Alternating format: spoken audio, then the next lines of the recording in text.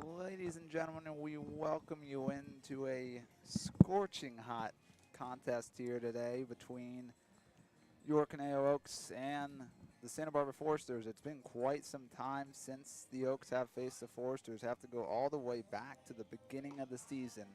It was a 3-game set that the Foresters bested the Oaks, 2 out of 3 games. The Oaks took the first one, then lost the next 2. That was the end of the 5-game win streak and the start of the 8-game losing streak that the Oaks carried at the beginning of the summer. But here we are today. Cameron Deck, Sammy Holladay, and the return of Josh Mechanick alongside myself, Austin Gregory, and, well, fellas, for the Oaks, it's crunch time. We are in the final week of the regular season, 5 total games left for your Oaks. They currently sit in the final CCL South playoff spot. That is the technical 4th spot in the CCL South, the 3rd spot in the playoffs, because the Foresters will be going back to Wichita State to defend their NBC World Series title that they won last summer, and so they do not count towards the standings for placement, that is, for this summer. So the Oaks currently sit half a game ahead of the San Luis Obispo Blues. They're only technically 3 games back of the Royal Seco Saints, so it's really super tight if you look at things between those 4 teams right now in the bid for the playoffs. And for the Oaks, it's pretty straightforward. It's 4 against the Foresters, and then it's 1 against the Barons on Sunday to finish things out. As for the Blues, a little bit of a gauntlet for them to climb through for the rest of the season. They're at Royal Seco today. They're at the Barons tomorrow. Then they have the Riptide, and then they have the Riptide for a doubleheader the next day, and then they finish their season on Sunday against these Foresters. So a little bit more of a gauntlet for the Blues to go through rather than the straightforward process here for the Oaks. You have to imagine the Oaks maybe go 3-2 in these next 5, then they secure that playoff spot. But the Blues do have a game in hand, and for the Oaks, it's a reliable man on the mound, Sammy. Alexander Rivas toes the slab once again for the Oaks. And just how good do you have to feel if you're the Oaks, if you got this guy to start off this important week for you going ahead? Well, Coach Dave Solis has put a lot of trust in Alexander Rivas, and he has been rewarded mostly for it. Rivas has been one of the most reliable arms as far as starting pitching goes for the Oaks, and he is someone that has had success against the Foresters in the past. It's a really tough lineup to navigate through, and the Puma seems to generate weak contact when he's facing these guys, and that's exactly what he needs to do today. That one's flared out towards right field, and Austin Carrillo will settle under it for out number 1. And for the Oaks, very much a similar lineup to what we saw on Saturday. Obviously, Sunday's game, a non-league contest against the Philippines national team, which the Oaks won that one by a score of 8-4. But this is a similar lineup to Saturday for the most part. A little different, though, because we still know there's some guys dealing with some injuries. There are some guys coming back. Max Holladay, Zach Schwartzberg, both back with the team today. Would not be surprised if one or both of them get an opportunity today. Rivas' first pitch breaking ball to Julian Flores, misses up.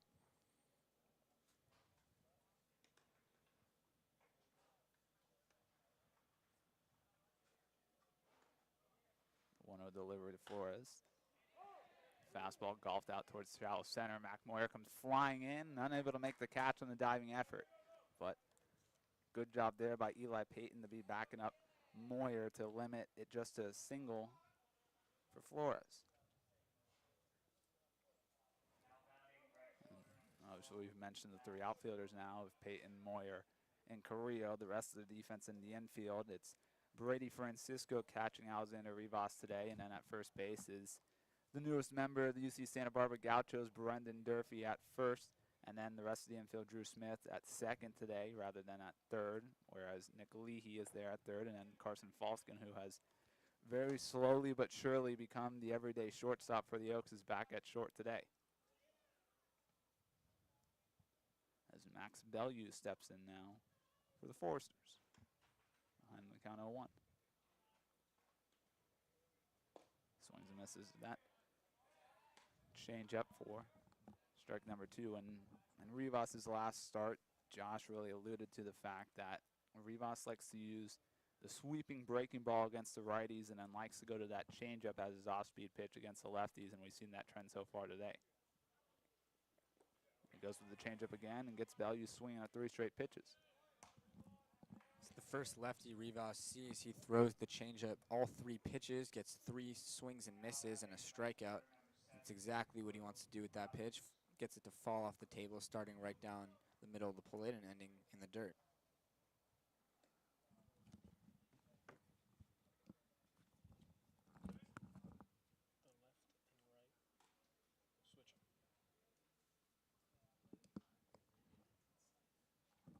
Will Rogers steps in now. He'll swing at the first pitch, skied out towards shallow right to Carrillo, battling the sun. Carrillo settles under it. 4. Out number 3. It's a clean first inning for Alexander Rivas. We'll take you to the bottom of the first. Due up for your Oaks, Moyer, Carrillo, Daudet.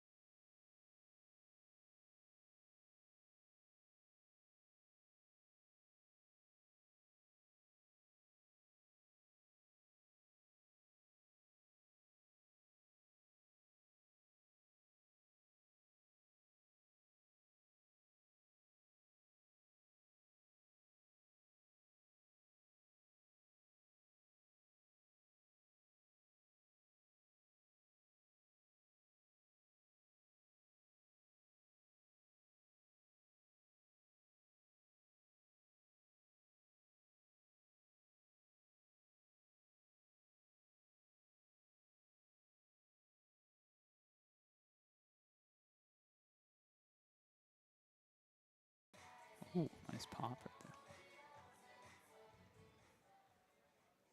We'll welcome you back as the everyday. Well, we haven't even seen a pitch, and Bill Dart's already out of the dugout to talk to home plate umpire.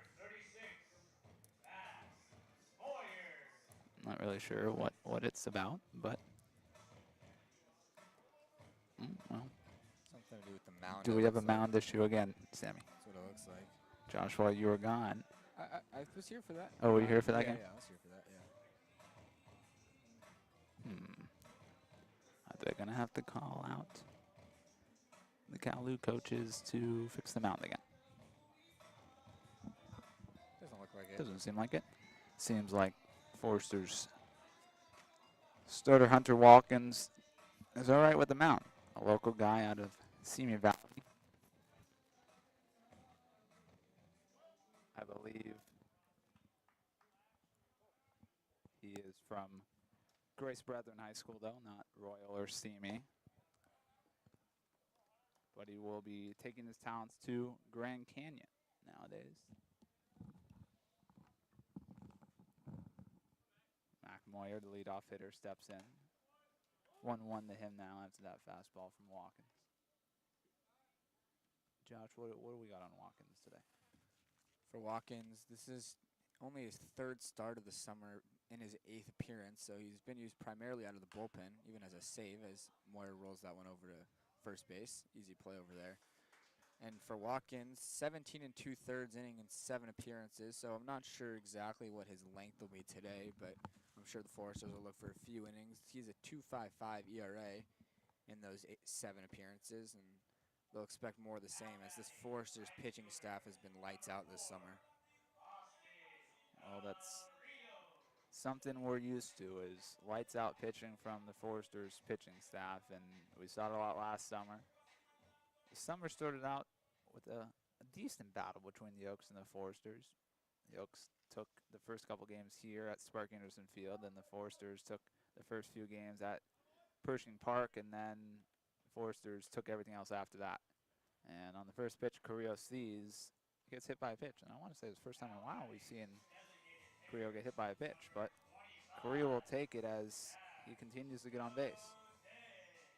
That's the 6th time that Carrillo's been hit by a pitch, which ties Drew Smith for the team lead. So bring up Zach Daudet now. First pitch, fastball misses into Daudet. Daudet has been the designated hitter the last few games because he's dealing with a little bit of soreness in his elbow, and he's just trying to take it easy.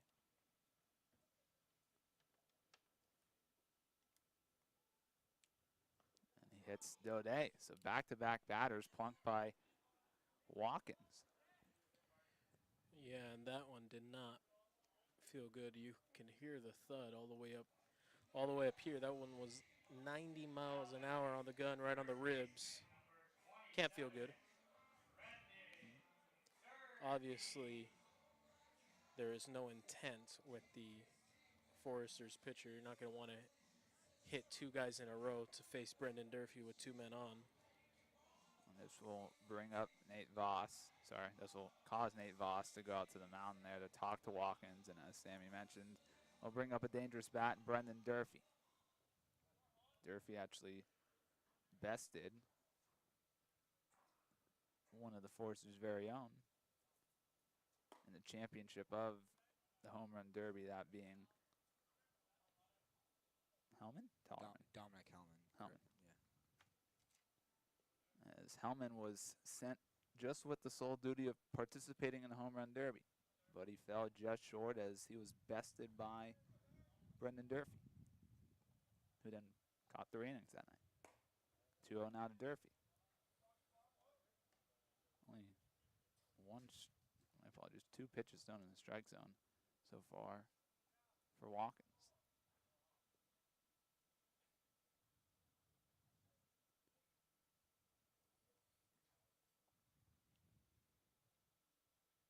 Now to Durf. And that fastball misses. Oh, never mind, it was called a strike. Can we get a location on that one? Was in fact out, but it was called a strike.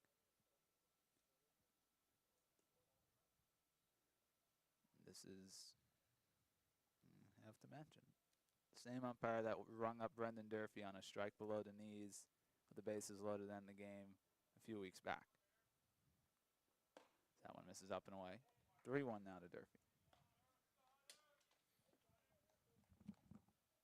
Look for Durfee to pick one out in this 3-1 count. Watkins does not want to load the bases, so he's probably going to give him something to hit. And if you're Durfee, look for a location that you love and drive it.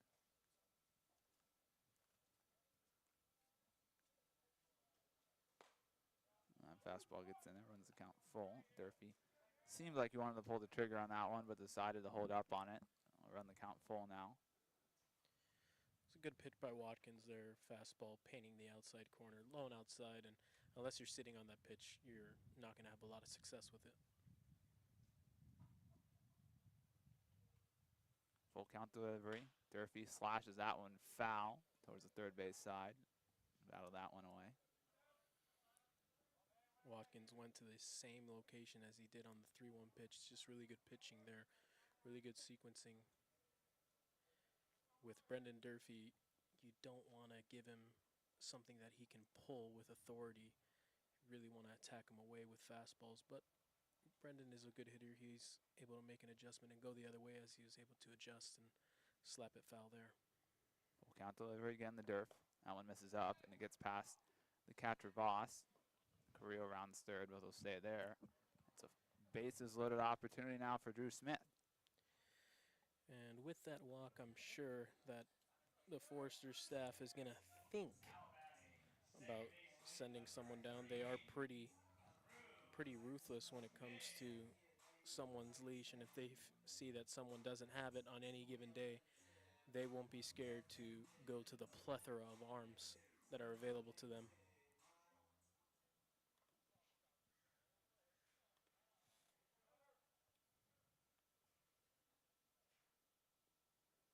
First pitch, Drew Smith fouled back. And as Sammy mentioned, Forster's not afraid to use a lot of arms, and they don't quite have as many arms as other teams. And when I got here today, unless other guys arrived, I only counted a total of 20 guys here today for the Foresters, so they may have traveled light, so I don't know how many arms they truly have available today. Drew Smith skies that one out to shallow right field. Carrillo will tag.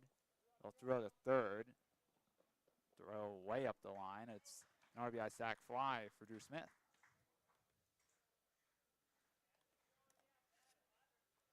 I'm a little surprised that Max Bellew decided to go directly to third base there and not come home.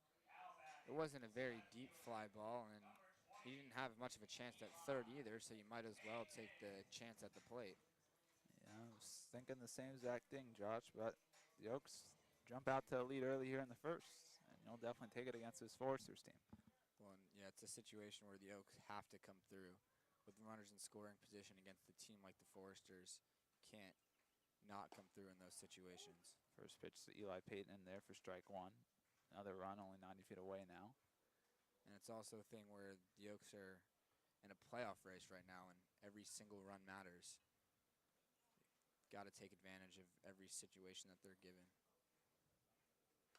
As Paton fouls that one away.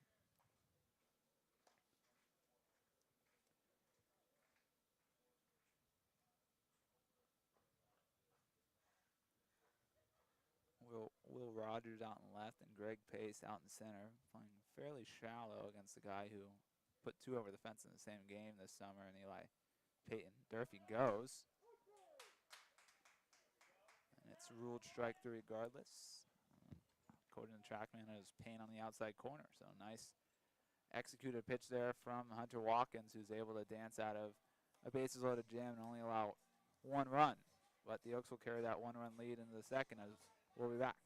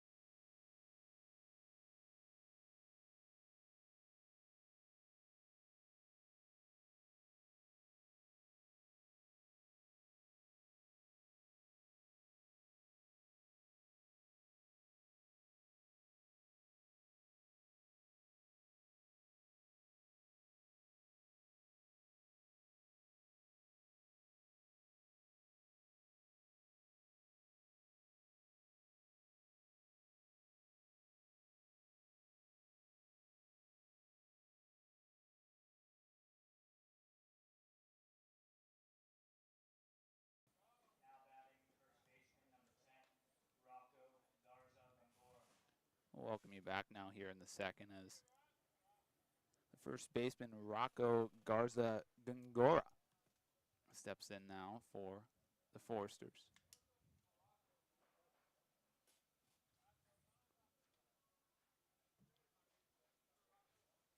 Squares the bunt. Pulls back. Garza Gongora, the first baseman, for one, I want to say it's very rare for one you see a first baseman square the bunt for a hit. But also, Garza Gongora does not have the traditional first baseman build. Bunt back to the mound. Rivas gathers, fires, gets him. Nice play. And that's why Alex Rivas said to us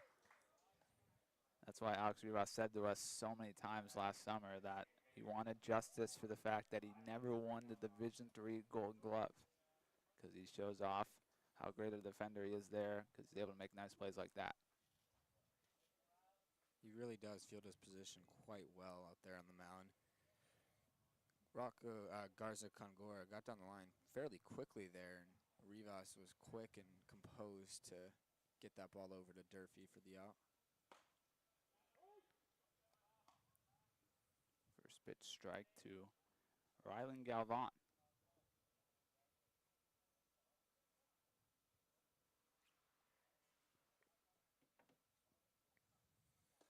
And breaking ball misses down. Galvan, the designated hitter today. Catcher out of UT Austin. 1-1. Does go with that changeup against the righty there and gets a swing and a miss.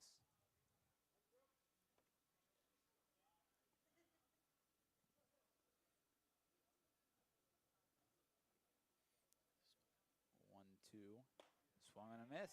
Rivas goes with two changeups against the righty. He gets two whiffs. Second strikeout of the game for Rivas.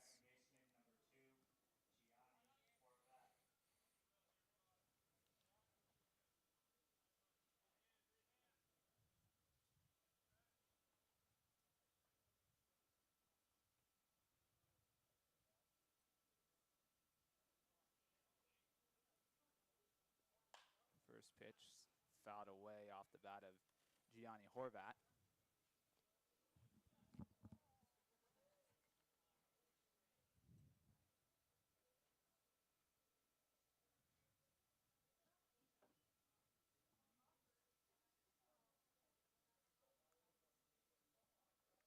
The 0-1 delivery, goes with that changeup again and gets a swing and a miss. That's exactly what you want to see from Alexander Rivas. Of course, that changeup is absolutely devastating to left-handed hitters, but it is his best pitch. And why not keep on throwing it to right-handers when it's working, as it continues to do so. Third strikeout of the game already for Alex Rivas as he goes 1-2-3 against the Foresters in the second. We'll be back for the bottom half of the second with the bottom third of the order due up for your Oaks.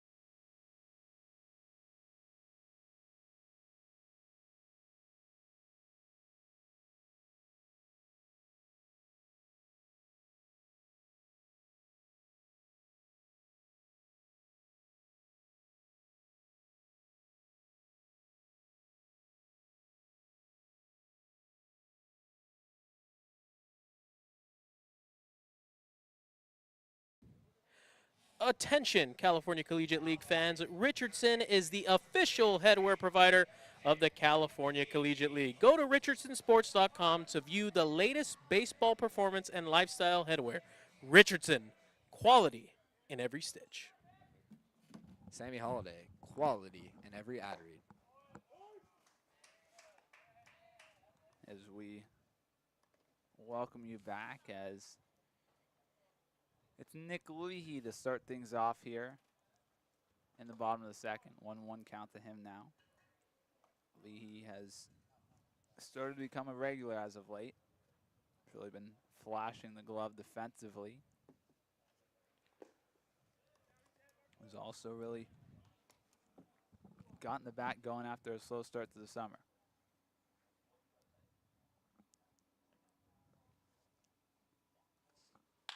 Two-one, ripped over the third, dropped, gathers, fires, as Daniel Patterson's able to gather his potential error over there to record the first out.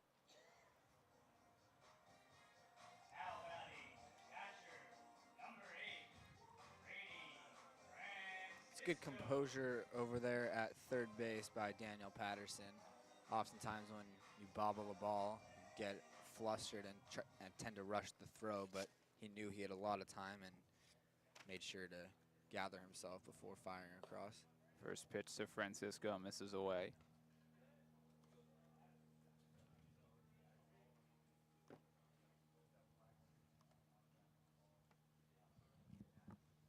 Ooh, that one misses up and in. And interesting approach from Watkins, his soon-to-be college teammate, and Brady Francisco. Yeah, Austin, he didn't do that on purpose. He just clearly does not have the feel for that fastball. He gets him that time, the third hit batter in 2 innings.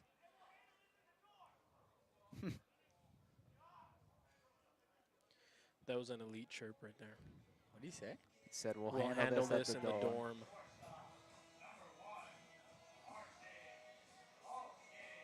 So we'll bring up Carson Falsken now.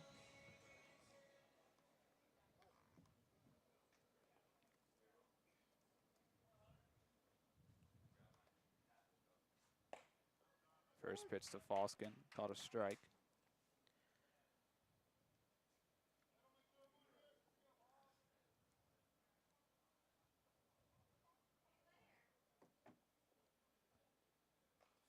Oh my goodness. Make that a fourth. Yeah, this is brutal.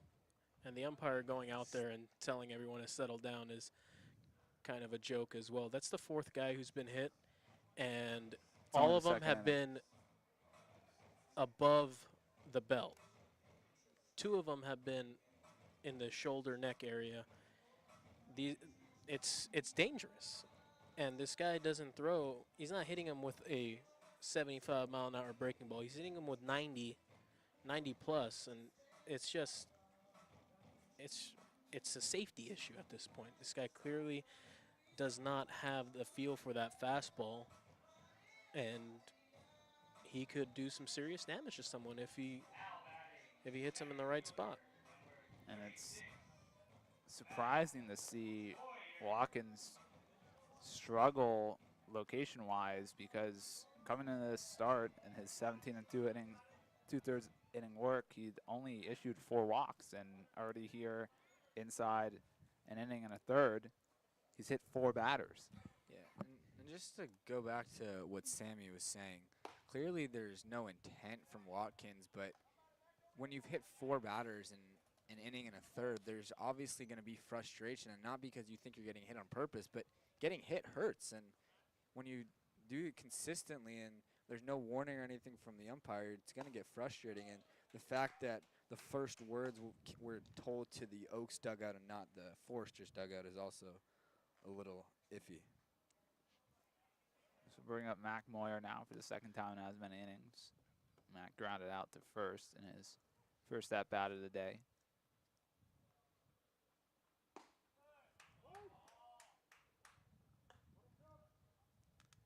I enjoyed that mic'd up Mac segment, or as Sammy said, the Mac'd up segment. Opportunity missed. Yeah. Will be better. 1-2 now to Mac. Chops that one up the middle. Potential double play ball. They flip it for one. Not in time for the second.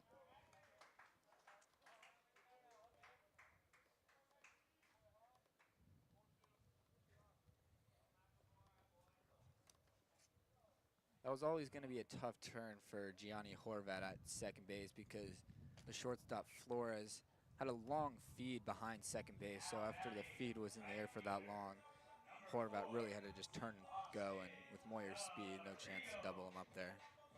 So bring up Austin Carrillo. Carrillo was plunked on the first pitch thrown to him last inning, and he came around the score, the only run of the game so far. And now he's got an opportunity to drive in some more with runners on the corners here. It's Francisco on third and Moyer on first. Moyer with the fake. First pitch to Carrillo. Gets the letters for a called strike.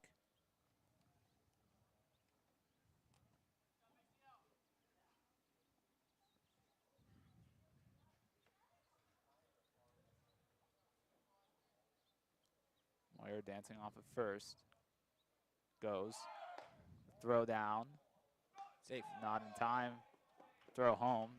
Gets away. Will allow Moyer to go to third. Not really sure what the thought process was there from Flores of trying to throw the ball home. Francisco is going to be safe by a mile, and in doing so, it puts another run, another only 90 feet away for the Oaks. Yeah, and with the control issues for Watkins today, it just looks more and more silly the more you think about it. He really has had no control today, and just to put another runner on third, another wild pitch scores him.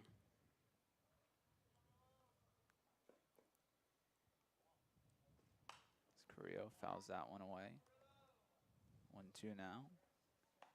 So inside an inning and 2/3 for the Foresters. Their pitcher has hit 4 batters, and their defense has already committed an error.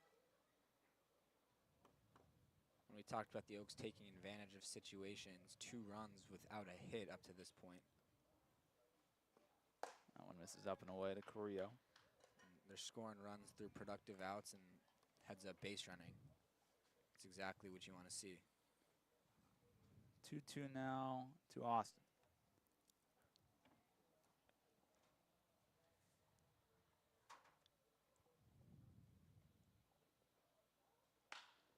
Get down. That one shot towards the left center field gap will drop in front of Greg Pace. It's an RBI 2-out base knock for Austin Carrillo. That ball was hanging up, Josh, but as soon as you said get down, it listened to you. Immediately died down. That was some. But in all seriousness, some- that's just a good piece of hitting right there from Austin Carrillo. Got some nice top spin on that ball. Gets himself a stake. Extends the lead to 3. Just absolutely wonderful stuff. Josh, that was like some last airbender stuff right there. I mean, I try.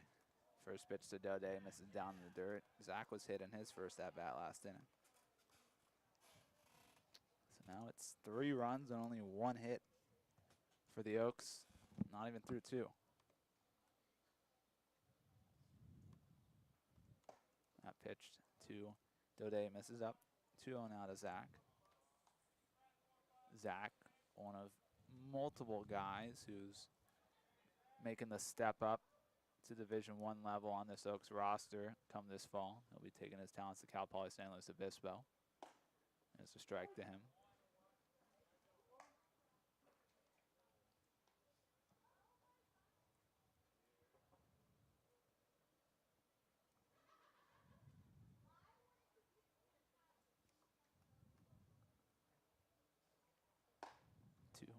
Misses in. 3-1 now.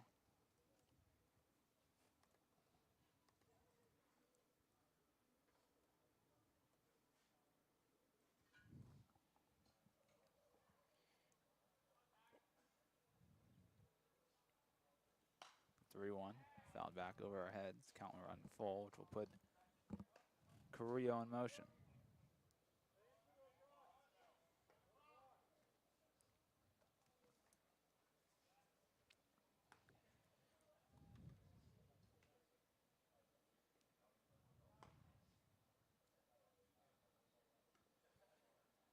3-0 goes. Daudet checks his swing and works a walk.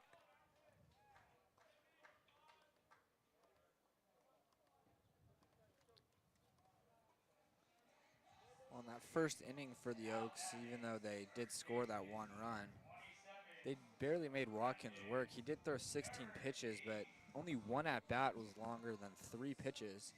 This inning, they've done a better job of getting deeper in counts and making Watkins work even more, which has caused action into the bullpen. Well, Josh, I think it's a case of Watkins really making himself work. These aren't difficult pitches to take. Holy moly. Brendan Durfee nearly takes someone's head off in that dugout. That one laced over there, but thought it was a lot harder than it was, only 87 off the bat. Oh, speaking of hard hit balls off the bat, when we were in Compton, Josh, a ball was misread off the bat at 123 miles per hour. It was on a foul ball, too. Oh. I don't think that was misread. Sure that was right. 0-1 now to Durf. He walked in his first at-bat last inning. That fastball misses away. 1-1 now. His action has begun to brew down in that Foresters bullpen as Watkins continues to struggle.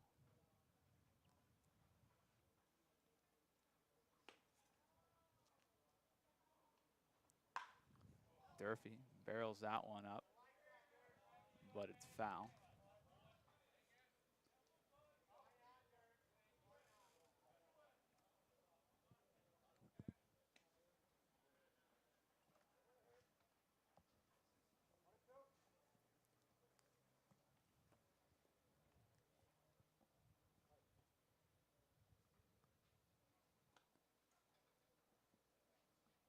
One, two now to Durfee.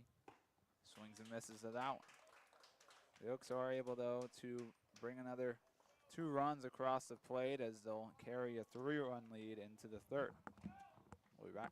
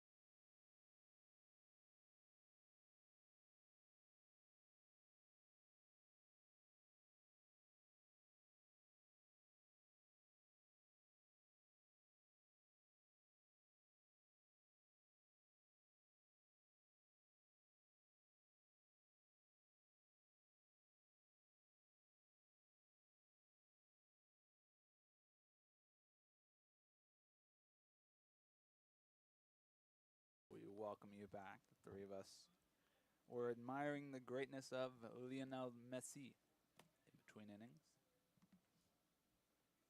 First pitch from Rivas to Nate Voss, a swing strike. It's funny, a lot of big MLS analysts, pundits, whatever you want to call them, said, oh, it's not going to be easy for him. He's not going to get a hat trick every game. He's played 58 minutes, and he's got 3 goals. Yeah, brutal. As that meme says, that's why he's the GOAT. 0-2 now to Voss. Catcher out of Michigan. Fastball from Rivas misses just up.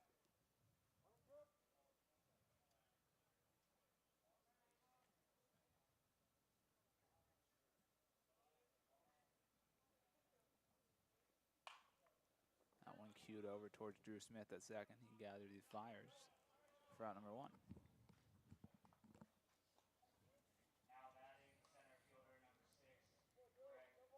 That was another righty-righty changeup from Rivas, and Voss was so far out in front, it went off the top of his bat and rolled over to second.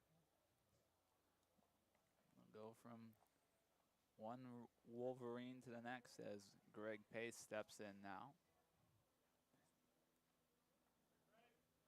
First pitch breaking ball in their first strike. As we learned in the first series of the summer against the Forsters, Pace is very fleet of foot.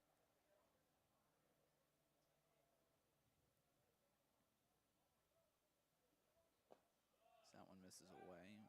Definitely expect Pace more than Garza Gongora to try and reach via a bunt single.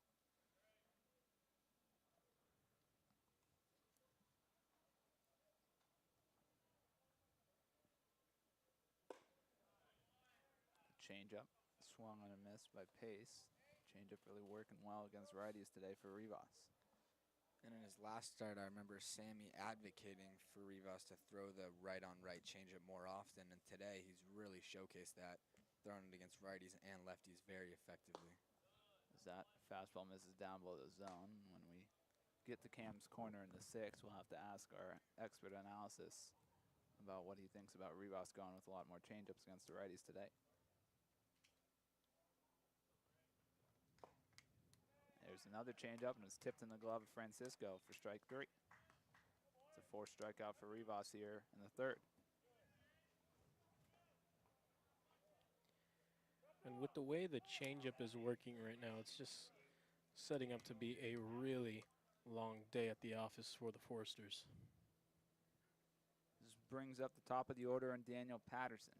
Patterson started off the ball game with a lazy fly ball to Austin Carrillo on right. As he'll roll over the first pitch to Falsken at short. Falsken gathers, fires. 6 up, 6 down for Rivas. We'll be back for the bottom of the 3rd.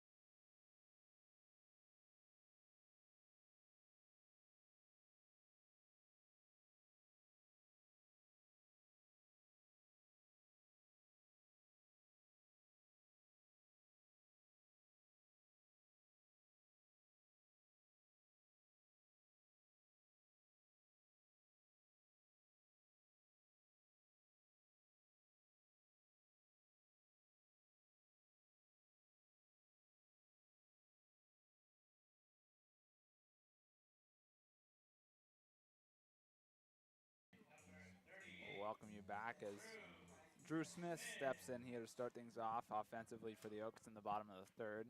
Drew Smith, the RBI sac fly in the 1st. First pitch to Drew is called a strike. It's still Watkins on the mound for the Foresters. There's currently no action right now in the bullpen for the Foresters. Breaking ball just misses out. There's a couple guys down in the bullpen for the Foresters. That one misses up and in as Smith has to lead out of the way. Drew already got hit in the ear flap once this summer. It was down in Pasadena against the Saints. Pitched in the exact same spot as the last. 3-1 now to Drew. And looks like they'll get a guy up and throwing again now in the Foresters bullpen. 3-1 now to Smith. Pops that one over our heads and out of play. Count runs full.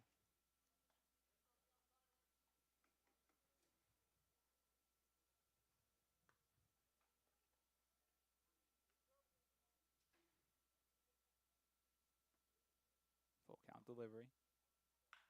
Driven down the left field line, but foul.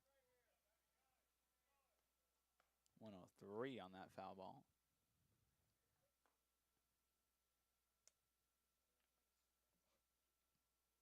Wow. Just realized that Watkins is listed as 6'9" on the roster. Yes, their pitcher Cam is 6'9". He delivers. Smith drives that one out the straightaway center field. Drifting back is Pace, looking up, and it's up against the wall. It's a leadoff double. Oh, Smith stretches, goes to second, around second, gets to third. Not sure what was going on out there in the outfield for Greg Pace, but great base running there and great job by Parker Hindle at third base to get a triple for Drew Smith. It was just bobbled out there just a tad by Greg Pace, and Smith keeping his head up realizes that Pace didn't pick it up cleanly and just kept going. 101 off the bat there from Smith. Great swing. Uh-oh. Is he hurt? Oh, he's not hurt. No, Okay. just occasional conversation between Dave and Park over there. Ooh.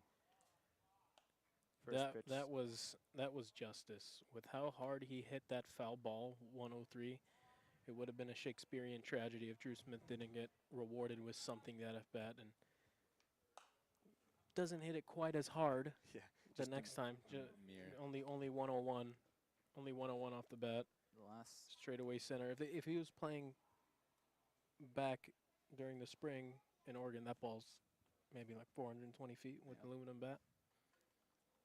Eli Paton steps in now. He'll roll over that one foul. It's 1-2 to him now. The two pitches before that to Eli were in the same exact spot as that strike three call on him back in the first inning. The first one was called a ball and missed at bat, and then the second one Eli fouled away, and now it's 1-2 to him after he fouls that last pitch between his legs. 1-2, another run only 90 feet away for the Oaks as Paton rolls over that one foul. Trickle down towards the Foresters bullpen. With the Foresters keeping the infield back now, there's a lot of different ways Eli can get this run home from third with 2 strikes now. You just got to put the ball in play. Anything on the ground, except right back to the pitcher, will most likely score a run. The 1-2 swung on a miss. It's the fastball. Gets by Eli. So now bring up Nick Leehey. Leehey grounded out to third to start things off last inning.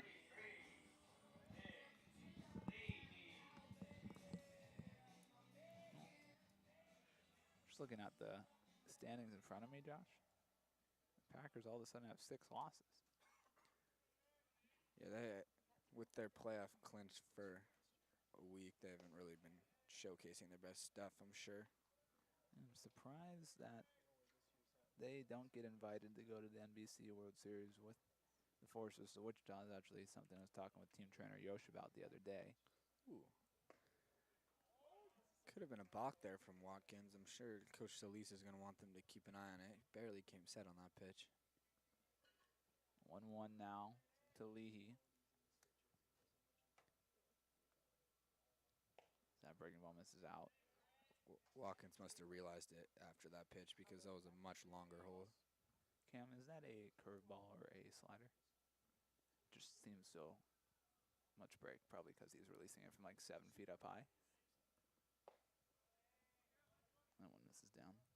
You say his slider's sitting about 86, is that what you said? Oh, yeah. That's what I was thinking. Plus another couple feet from the mound. Nice. Leehey laces that one down the left field line. It's going to be an extra base RBI hit for Nick Leehey. Make it an RBI double.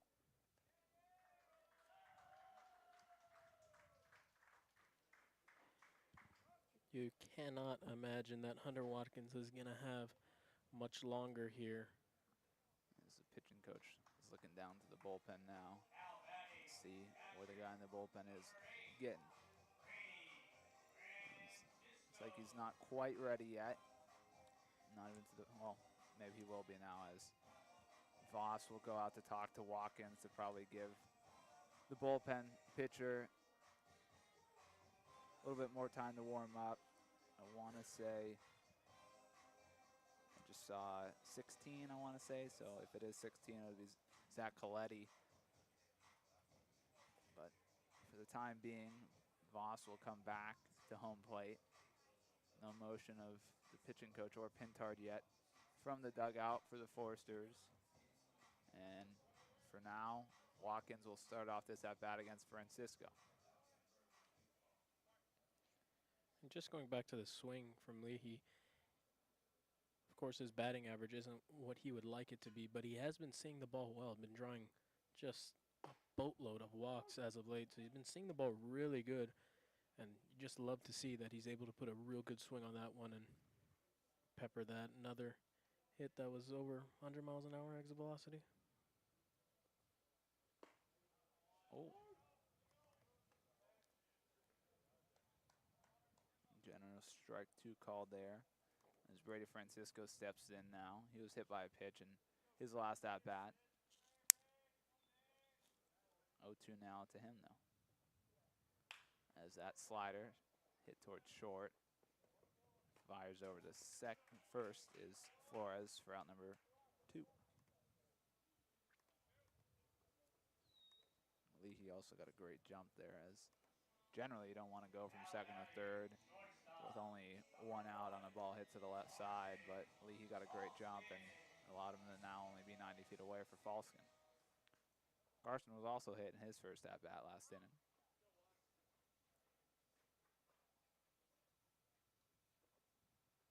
First pitch slider in there for a strike. Seems like Watkins got a lot more control on his slider today than he does on his fastball. He goes with another slider as Falsken chases one below the zone. 0-2 now.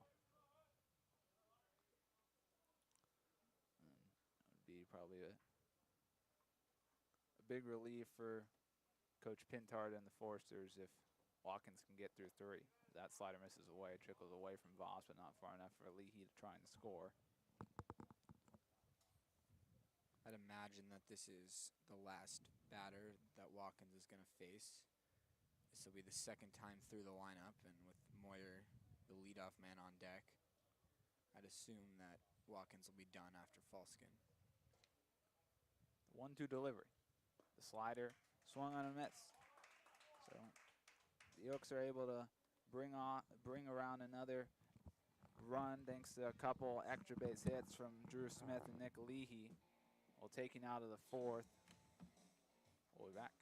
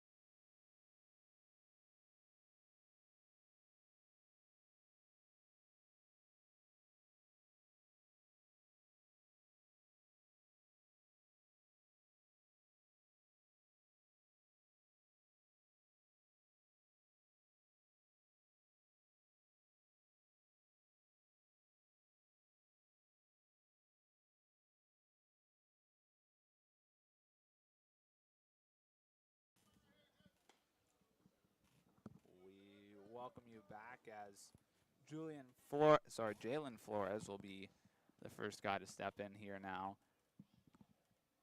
for the Forsters. First pitch breaking ball from Rivas in there for strike one. Flores is the only guy to get a hit or let alone reach base against Rivas today.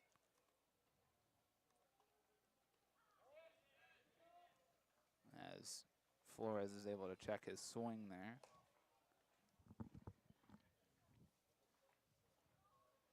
Jalen, another guy out of UT Austin. These Forsters always seem to have quite a few collegiate players from Texas or Texas natives on their roster, usually more than Californians. As Flores chases that one down below the zone, and as Josh knows, I think you'd much rather spend your summer in Santa Barbara than in Texas. Yes, yes, definitely. Texas is brutal this time of year. It's just there this weekend. The 1-2, the changeup. Misses down in the dirt. 2-2 now.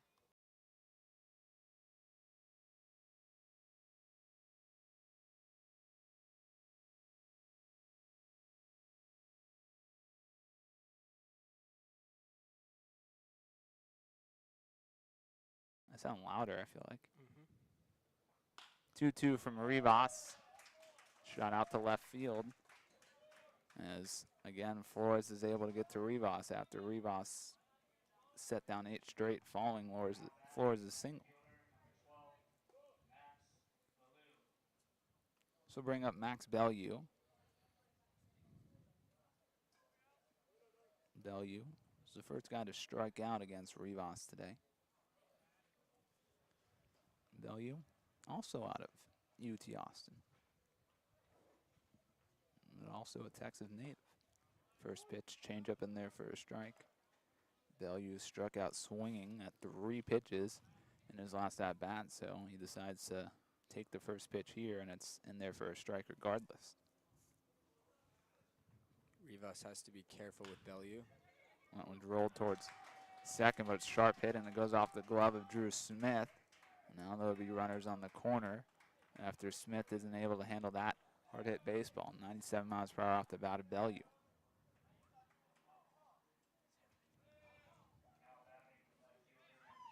Bellew hits just about every ball hard, and he barrels that one up to Smith. Tough play, but should have been a double play ball. Should go down as an I think it's an error. Yeah. Hit off the wrist of Drew Smith. I think if you asked Drew, he'd probably say that's a play he should have made.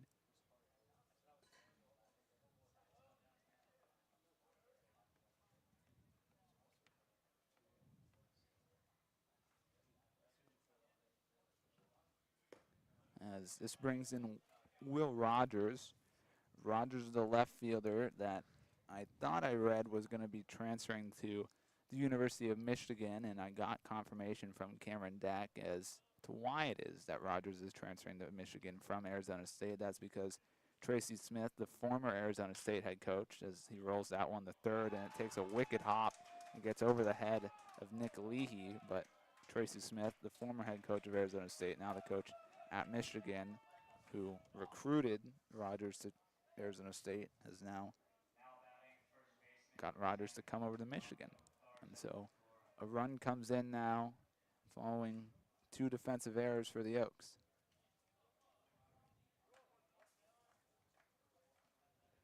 And I talked to Rivas before the game just to say, hey, what are we looking at limit-wise today? And he said probably 4 innings, but going into this inning, Rivas had only thrown 30 pitches and was dealing, but now with a run coming across and some errors as Carson Falsken bunts there, and he's able to leg out a bunt single as a miscommunication there between Rivas and Durfee as Durfee came for that ball with nobody covering the bag. Garza Gangor is able to leg out a bunt single, and bases are loaded with nobody out for the Forsters.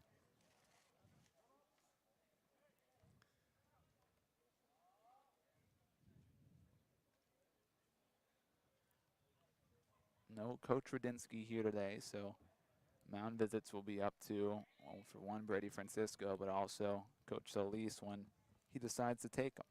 But for now, it'll just be Francisco going out there to talk to his pitcher. Coach Solis has a pitching background, so he knows what he's talking about when it comes to pitching. The bases are loaded for the Foresters.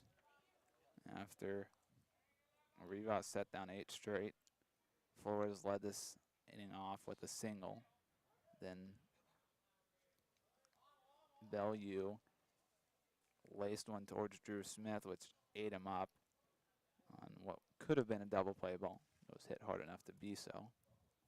And then Will Rogers hit one that ate up Leehey, which allowed Flores to score. And then Garza Gongora hit a bunt single right down the first base line that he was able to reach on because Durfee was playing deep with the lefty, and Rivas wasn't able to get over quick enough. Is that one fouled away by Rylan Galvan? He's behind the count 0-2 now.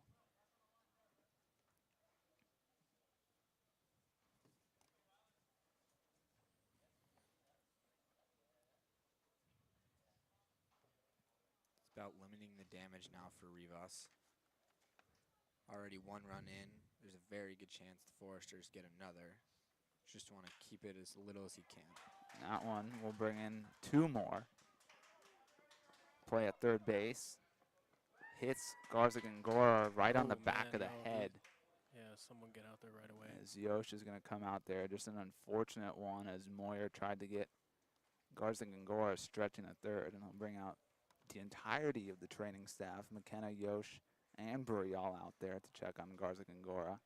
It was a well-hit single right on cue there when Josh said something's got to happen here, but unfortunately, not the way we wanted things to go.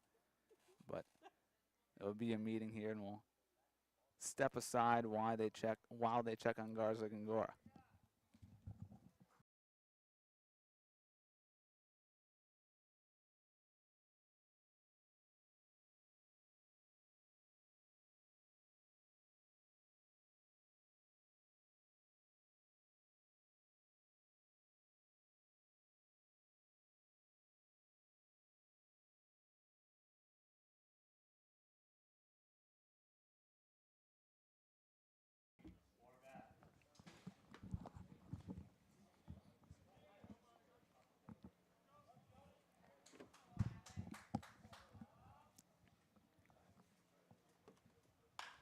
We welcome you back as the first pitch to Gianni Horvat is skied out towards right center.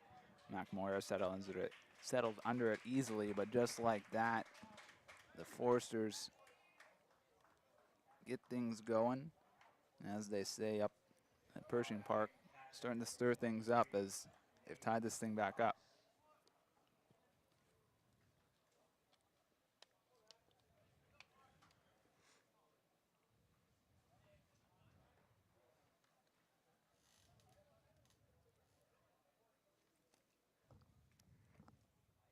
It's unfortunate for Rivas because he could have been out of this inning so long ago with the potential double play ball, 2 potential double play balls.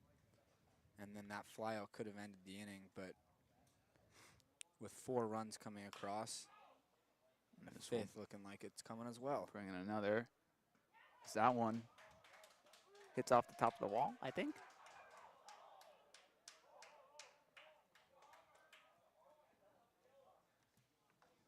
I was bending to try and see where it was, and it ended up right in the line of the railing we have in front of us, and I saw the breeze push the tree right behind the right field fence, and I was like, that go over the wall? Then I saw it trickle back, so all of a sudden, things go from bad to worse as 5 runs have come across. We'll have to calculate how many of these are going to be earned for Rivas. But all of a sudden, the almighty Foresters show us what they can do as they've taken the lead. First pitch, called a ball. According to TrackMan, it's in the strike zone.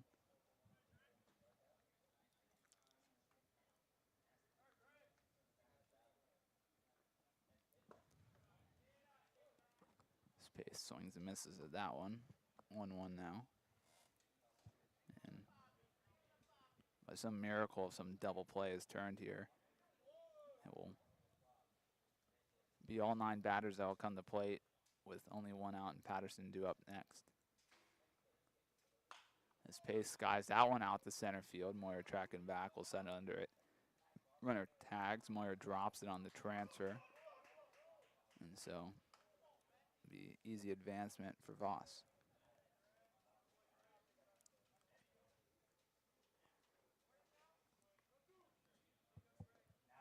So we'll bring up Patterson. He's 0 for 2. He alongside Pace and Horvat now after this monstrosity of an inning are the only guys who have yet to reach base today. And obviously a couple guys got on via an error. First pitch from Rivas, skied out towards the right center field gap, but Carrillo will get under it for out number 3. So with all 9 batters coming to plate for the Foresters, they're able to put up a 5 spot. The Oaks now chasing. We'll be back for the bottom of the 4th. It's top of the order due up. Moyer, Carrillo, Daudet.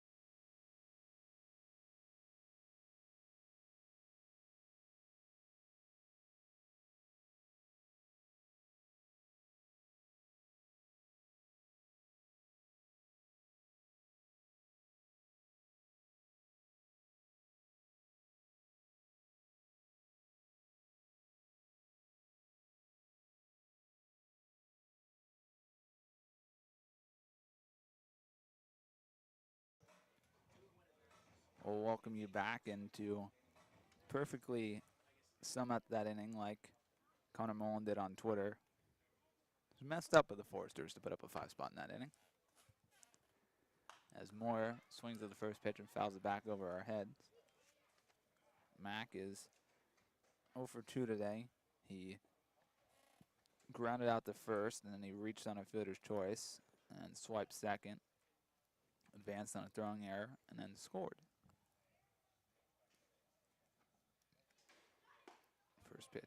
Second pitch to Moyer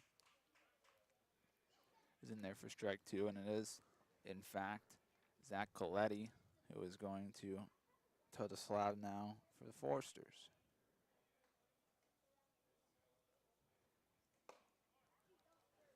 One, two now. Coletti. Here's a school I've never heard of. Cisco Junior College is where Coletti pitches out of. As Moyer rolls over that one, it's going to be a fair ball down the first base line. Gets over the first base bag. Forster's bullpen dancing, climbing the fence to get out of the way. And because of the obstructions over there from his own teammates, Max Bellew isn't able to get to it. And it's a leadoff triple for Mac Moyer.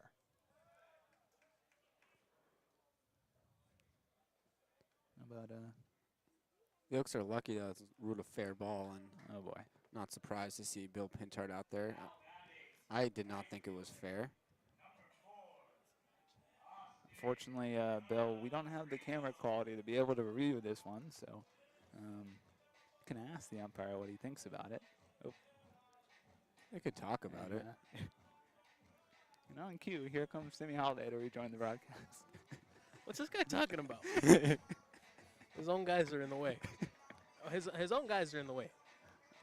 And that you can't call that like a ground rule double. It's an extra base based on where he was. They're talking about if it was foul or fair, you think? Well, they can't change that. That could call. be it. That could be it. That could be it.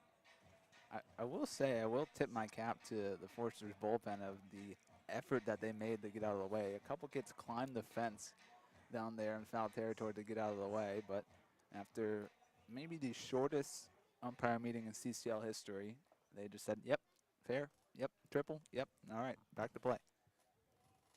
So Austin Carrillo steps in now. Aurelio today was hit by a pitch, came around the score in the first, for the first run of the game, and had an RBI single for the first hit of the game for the Oaks last inning. So sky that one towards the Oaks dugout. And I'll just get the edge of the overhang and get out of play. As waiting there for it to come down, it was Daniel Patterson, but Carrillo gets the second life thanks to a little bit of the extension of the overhang over the edge of the dugouts. Moyer dancing off a second, off a third, my apologies. Really trying to get into Coletti's head.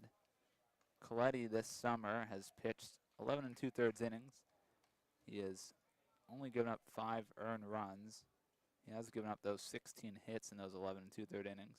Has struck out 11 batters though. The walks have been limited with only 4. As Carrillo drives that one high to right. Settling under it is Bellew. He'll come up firing for home. Moyer running home. It's cut off by Garza Gongora. They'll throw over the third just to see if Moyer left. And the third base umpire, well, actually the home plate umpire was watching, so he'll say he did not leave early. And it will be another RBI for Carrillo, but via the sac fly. I'll tie the game back up.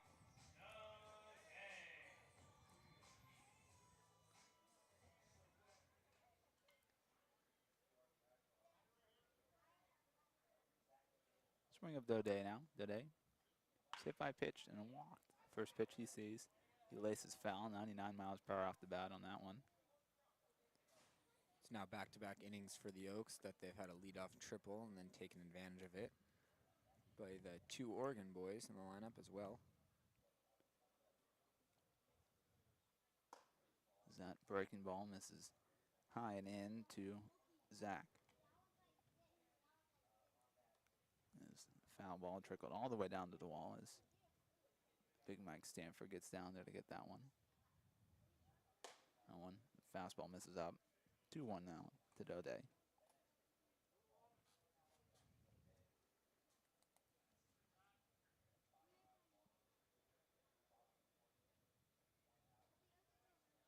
Two-one delivery from Coletti. Again, another fastball that misses up.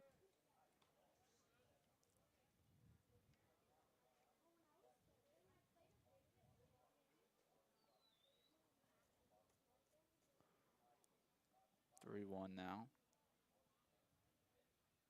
Daudet skies that one a mile high. It's coming our way. Could this be the one? It's not. I can't see what happened, but I know that Voss didn't make the catch. Count runs full. Voss just kind of overran that one. Those ones directly behind the plate can be tough for the catcher, and Voss went all the way up to the net, and it just bounced over his head.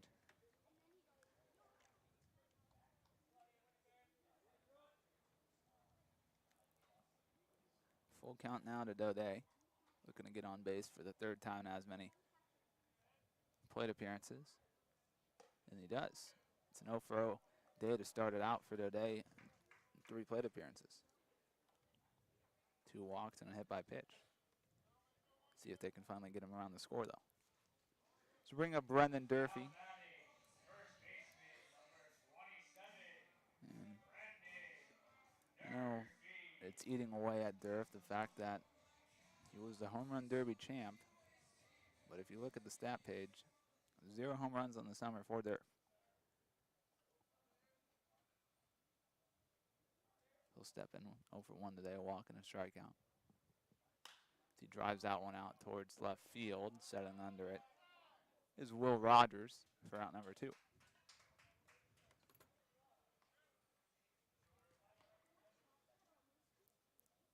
So now I'll bring up the man who, as Josh mentioned, hit a leadoff triple last inning and came around the score, and Drew Smith.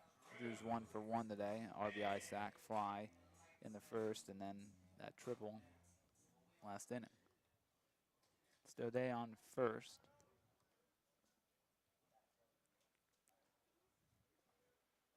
First pitch fastball in there for a strike to Drew.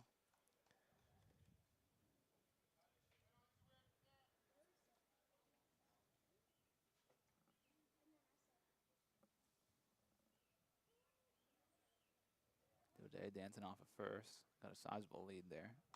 Retreated. Drew chomps that one straight back.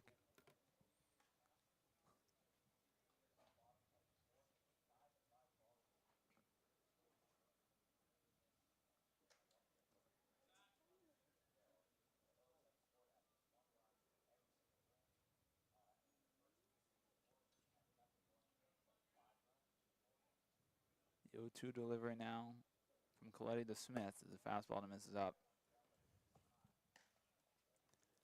It's really remarkable that this game is tied at 5, with the fact that the Oaks have scored a run in each of the first 4 innings, and the Foresters have only scored in 1 inning.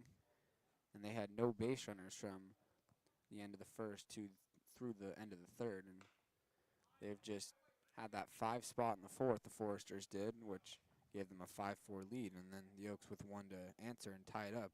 But it feels like a game that the Oaks have dominated for the most part, and it's 5-5 score.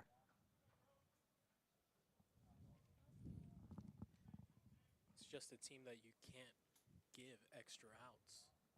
And when the Foresters are given 5 outs to work with in 1 inning, they can do some serious damage.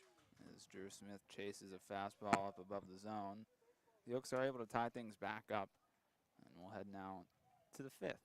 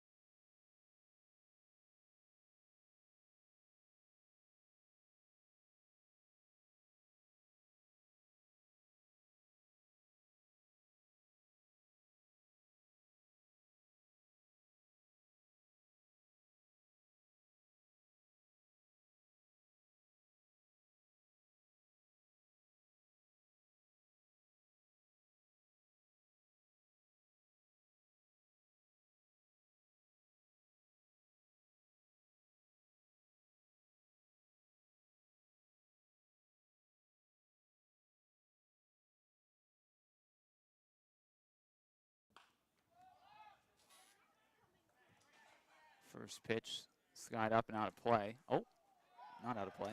In foul territory as Brady Francisco just wanted to show off a little extra there as he popped that one out of the glove and made the catch on the first pitch to Flores, as Rivas is finally able to retire Flores.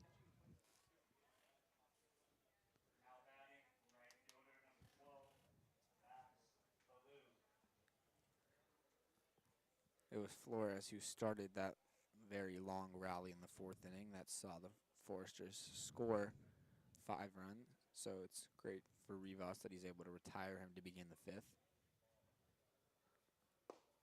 First pitch, of course, to Bellew is a changeup as he swings and misses at another one. Well, it makes sense that Rivas has been pitching carefully with Bellew. He's been one of the best hitters in the CCL, top 5 in home runs with 4. Ooh, give me that. The fastball just misses away. That's the first ball that Bellew has seen today. As it was a 3-pitch strikeout to Bellew in his first at-bat. Then he reached via the error by Drew Smith on that hard-hit baseball in the 4th. There's another changeup that Bellew swings and misses at.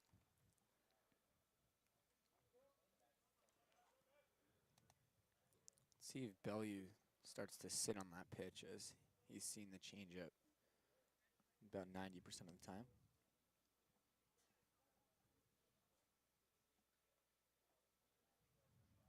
One-two, the fastball. Smart. Just getting a piece of that one was Bellew as it was inside and he just got underneath it and fouled back. And Bellew was thinking like I was, might have been sitting on the changeup there, so Brady Francisco smartly puts down the fastball, and Rivas gets in on the hands of Bellew, who's able to just get a piece and foul it back. 1-2, skied out toward shallow left field. Eli Paton in a couple steps, settles under it for out number 2.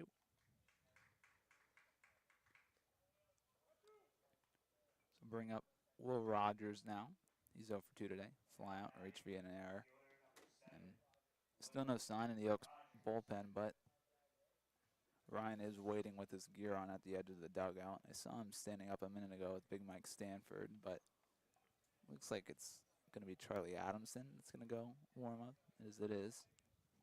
So it'll be Chuck to take things over for Rivas when his day is done, likely at the end of this inning. First pitch to Rogers, fouled straight down off the plate. Rogers is the guy who we got the first scouting report from Cameron Deck on, if you guys remember. Doesn't hit the breaking ball, fastball hitter, right? Mm-hmm. There's that changeup that Rogers swings and misses on like many other his teammates has today against Rivas.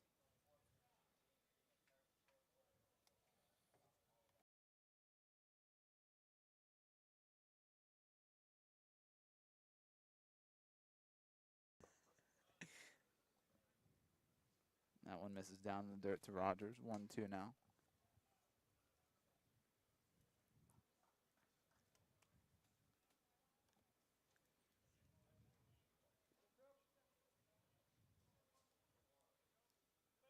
One-two now to Rogers. We'll see if Rivas goes with another off-speed pitch.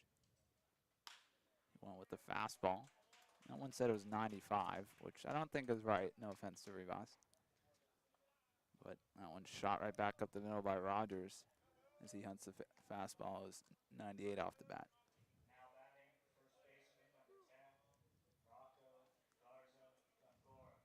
We'll bring up Rocco Garza-Gongora.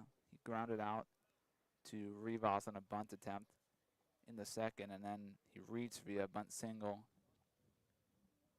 to load the bases last inning. There's got to be something wrong with the radar gun in the press box, because earlier today too there was a reading of like 123 miles per hour. I didn't even know it could go that high on the scoreboard.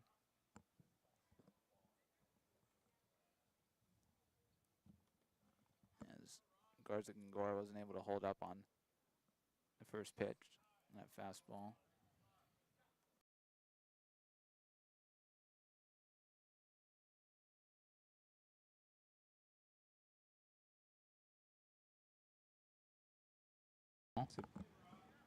1-1 now. Ooh. Rogers goes. The throw from Francisco. A beautiful one. Oh. Still say that Rogers got in there. Good throw. Real good Perfect throw. Yeah. And Rogers got an excellent jump, so the fact that it is even that close, just the testament goes to Brady Francisco. Makes a perfect throw. So bring up now. Sorry, not bring up. It'll be a 1-2 count as Garza Gora goes down swinging as Rivas keeps it a tie ball game. We'll head now to the bottom of the fifth.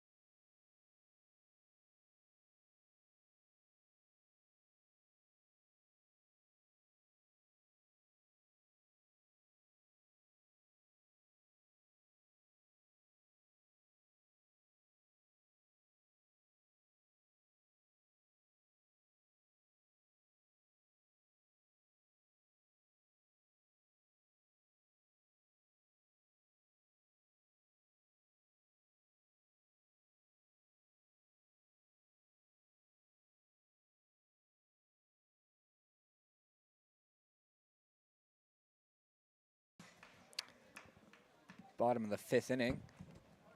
Eli Paton up there. Austin will be right back. Paton lines the first pitch foul, moving Jose, the first base coach, out of the way. Quick reflexes over there by Jose. Yeah, way to get out of there, kid. Bada babe. Paton today is 0 for 2 with a couple of strikeouts. As Adamson continues to warm in the bullpen for the Oaks, so Rivas' day is probably done. This one's popped up in foul territory. Daniel Patterson drifts over. He makes the catch for out number 1.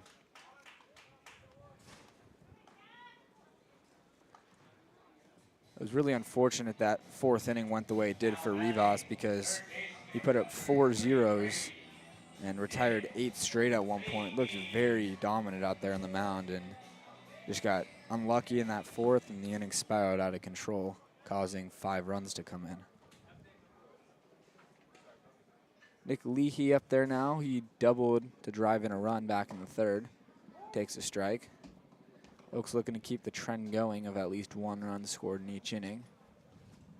1 in the first, 2 in the second, and 1 in each of the third and the fourth as well. Leehey hits that one to the left side and through for his second hit of the day. Welcome back, Austin. Thanks, fellas. Again, that's Leehey, as we mentioned earlier. He's just been really seeing the ball well lately. And now it seems that he's finally getting rewarded with the hits. That's his second of the day. Love to see it.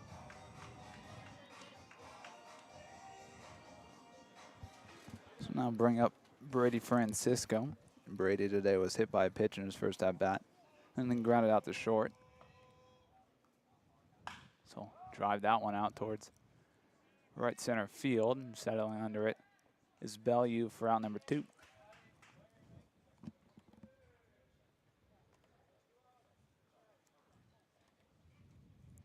The wind is so strong here, and Francisco must be as well, as that pitch was in on his hands and he got jammed a bit, but that ball went out pretty deep right field, just in front of the warning track out there.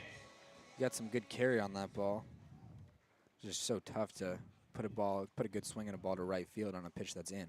Let's bring up Carson Falsken now. Just hit by a pitch and struck out. First pitch fastball from Coletti in there for strike one.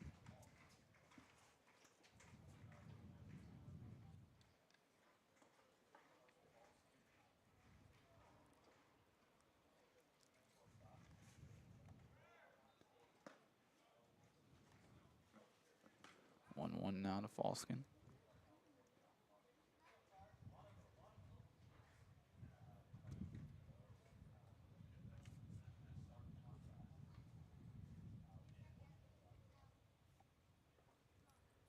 One by Falsken, shot out towards deep center field. Pace settled under it for out number 3. Both teams held scoreless this inning. The Oaks held scoreless for the first time today. We'll take you to the 6th as Chuck Adamson takes the mound now for your Oaks.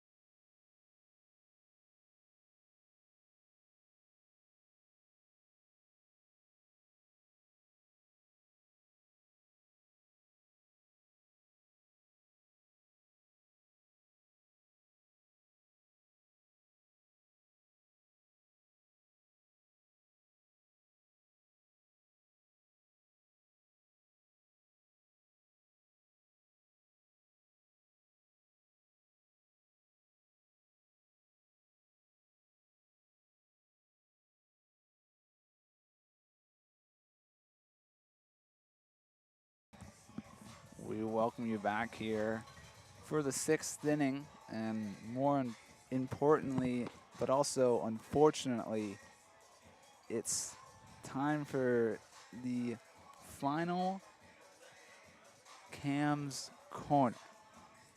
Cam, unfortunately, will miss the last 2 home games of the season, and we know Cam will be with a major league organization come next summer doing some sort of scouting for them. So, Cam, how are you doing today? Doing all right. It's a sad day, It is indeed. but had to come, had to end. Good things always have to end, unfortunately, but It is true. I will be tuning in the stream this weekend, see what's going on with the Oaks. Even Cam, if the Oaks make the playoffs, are you still gone? I might, if the Oaks make the playoffs, I might come to a game or 2. Even more incentive for the Oaks to make the playoffs. They get to see Cameron Deck another day. Yeah. First pitch to Galvan from Charlie Adamson, skied high out towards right center. Carrillo calls off Moyer. He'll set under it for out number 1. Cam, I said I was going to ask you, with the Rivas today, obviously, got 5 innings out of him. Obviously, the 4th was a little ugly, but he seemed to use the changeup a lot more than usual against right-handed hitters. Was there, I don't know if you memorize all these guys' metrics based on every outing, but did it seem like anything different analytically wise from his changeup that he was so reliable on it against righties? Sorry, I was watching that almost really good Francisco play. makes a diving effort for that popped up bunt attempt from Giovanni Horvat, but's unable to make it, so it'll be a bunt single for Horvat. I think Rivas just did Rivas things today. Just throwing that changeup for a strike, getting a ton of swing and misses. I'm going to have to count up how many swings and misses he got today with that changeup. It was double digits. Yeah, definitely double digits. Maybe Well, he even got more than 15. he got 3 alone against Bellevue in his first at bat of the day. Fastball there from Charlie Adamson, swung on and missed by Voss. Yeah, that changeup tends to give opposing hitters a lot of trouble. It's nasty. Yeah, especially those left-handed bats. Oh, yeah. You know, we tend to see it more often against the lefties than the righties, but today he was really feeling it. Back pick attempt from Francisco, as that one was just down in the dirt as Durfee bodied it up and tried to still make a swiping effort tag, but back in there safely is Horvat. But sometimes, Cam, as we know, pitchers just get in those grooves where pitches work really well for them, as Charlie Adamson gets a swing and a miss on one in the dirt by Voss. There's a really good changeup there. And with Watkins, obviously, a very different story than Rivas. We saw very little control from him. I don't even know if he threw more than 5 fastballs in the strike zone.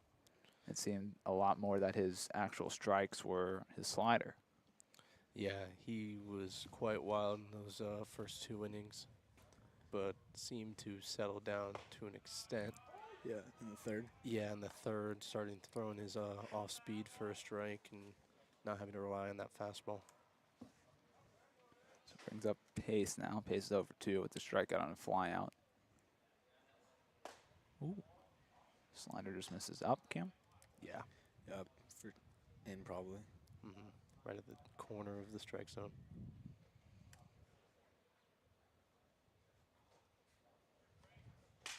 A broken bat single up the middle for Pace.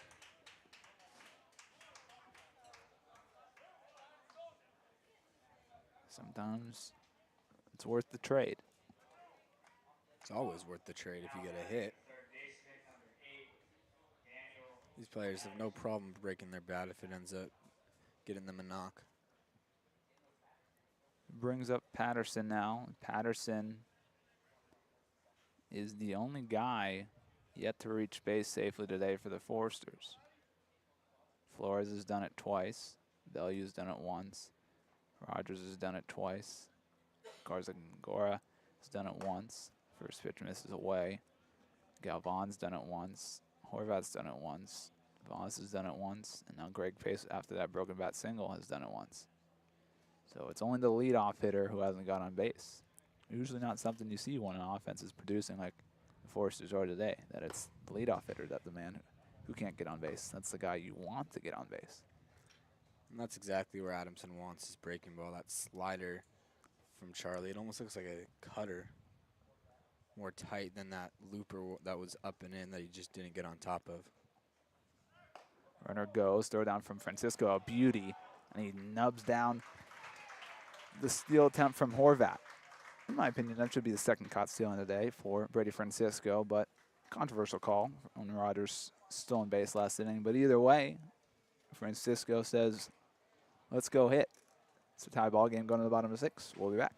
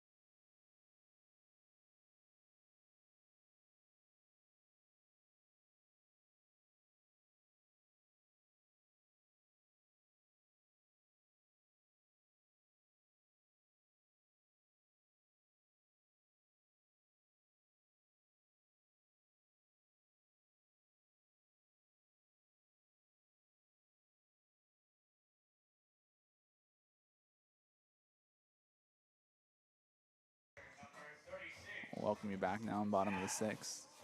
We want to, obviously, we've recognized Richardson Sports for being the sponsors of the CCL and their hats. And we want to, more importantly, say thank you to the Amateur Baseball Development Group, founded by Mike Sosha, Randy Riley, Kevin Muno, and Amy Ashford, for being the sponsor of the Conejo Oaks. Without them, Conejo Oaks would not exist. So you would not be able to have your almost daily conversations with us plus Sammy and many others, as almost every intern's made an appearance on the broadcast this summer. 1-1 now to Moyer. Mack grounded out, reached via fielder's choice, and then tripled the lead off the fourth, and then came around the score. He scored 2 of the 5 runs today for the Oaks.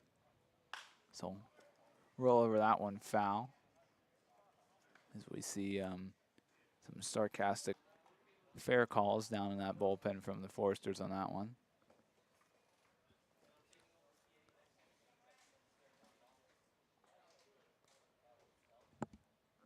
One-two delivery now. Moyer swings and misses a fastball for strike 3. So bring up Austin Carrillo now.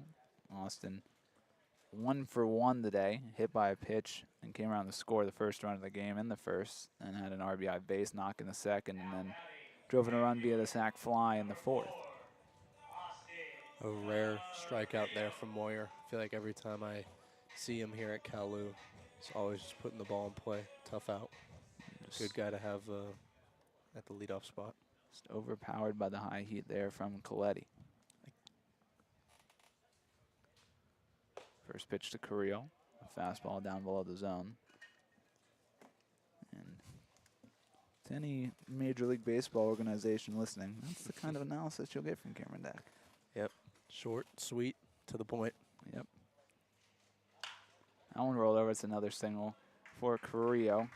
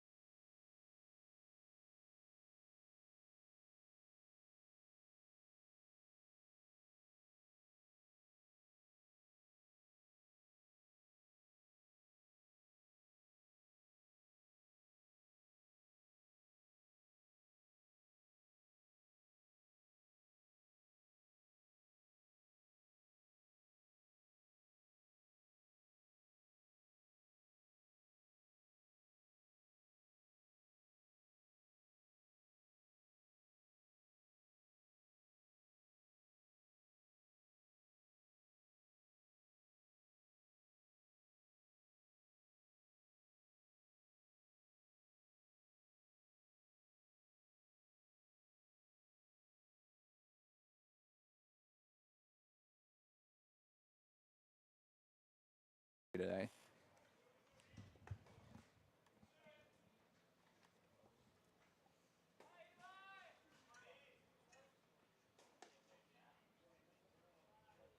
Oh, 2 now. Peyton. So found that one back over our heads.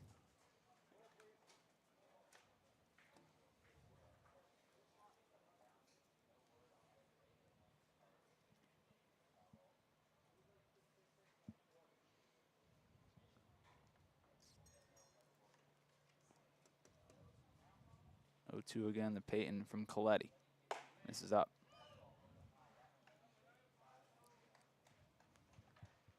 And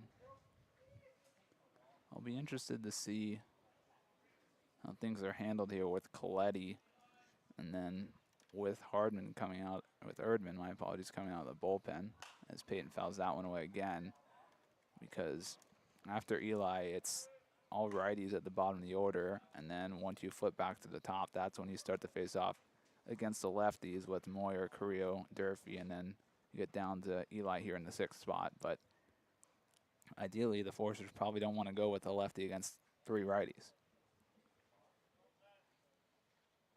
1-2 again from Coletti. A hanging breaking ball that Eli gets under and fouls away.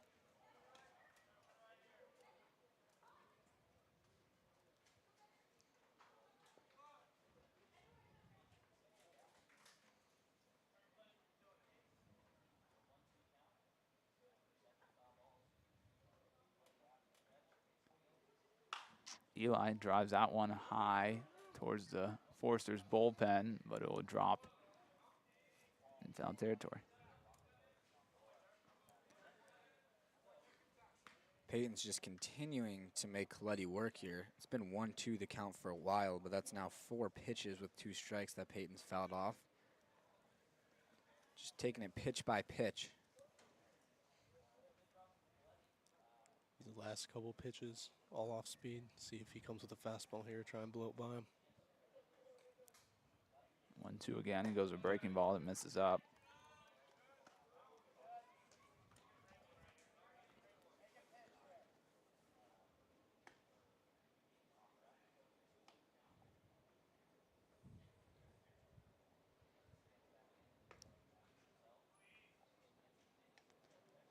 Two now.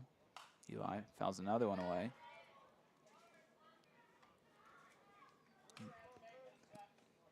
A lot of pitches in this at bat. It's now 10 pitches to Eli. That's actually 9. The next pitch will be the 10th to Peyton.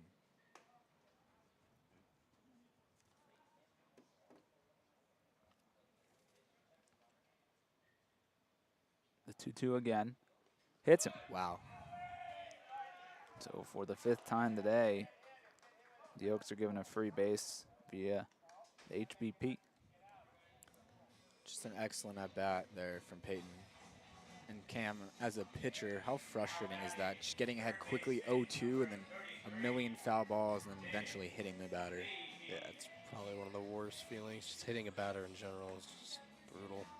And well, as I mentioned earlier, we may see one of the returners get in here, and as soon as Eli is hit by that baseball, it immediately prompts for the decision by Coach Solis as Zach Schwartzberg is going to come in the pinch run for Eli Payton.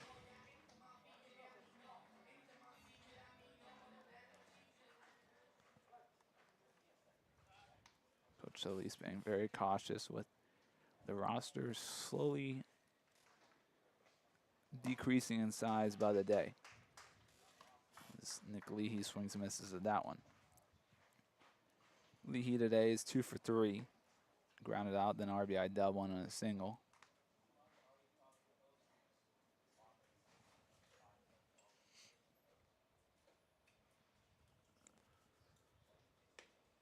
That one misses up and away with the fastball.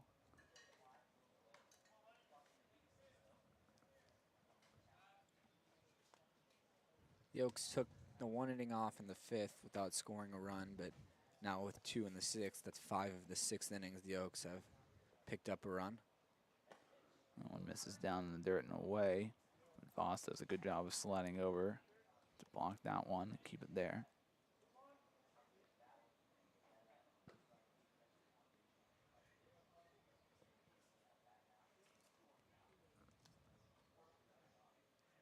pitcher for the Forge has been warming up for some time down in the bullpen and taking some pitches off, but he's got to be getting ready soon. Leehey swings and misses at that one. 2-2 now. Cam, did you mind entering a game mid-inning, or did you prefer to start the inning clean? I preferred coming in the middle of the inning. Oh, really? Yeah, I felt like Get the adrenaline rush. yeah, the little adrenaline rush. Some pitchers like that helps them. Full count now to Leehey. I think Josh again. It just goes back to they don't want Erdman as a lefty to face off against this righty heavy bottom 3, and now it's going to be a righty heavy bottom 5 with Schwartzberg coming into the game for Payton. Runners go. Leehey skies that one a mile high to left field. Rogers drifting in will set under it for out number 3. But not before the Oaks are able to retake the lead as they put up 2 more. It's a 7-5 ball game as we head to the final third, and as we say, one final goodbye to our beloved Cameron Deck. Guys, thanks for having me. Always a pleasure, Cam.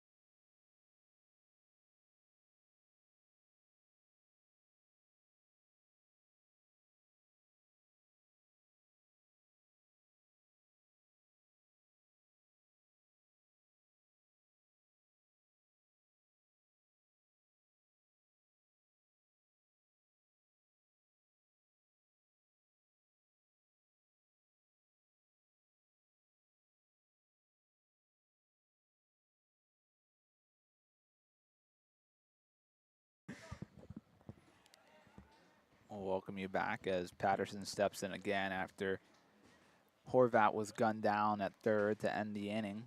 Obviously, you never want to end an inning at third base, but Horvat was gunned down by Francisco. So Adamson steps out for another inning of work, this time looking to protect the lead.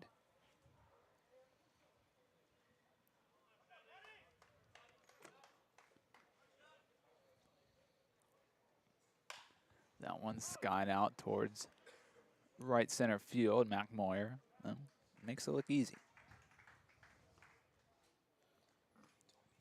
It's an 0 for 4 day for Patterson. So bring up Jalen Flores. Flores today 2 for 3, 2 singles.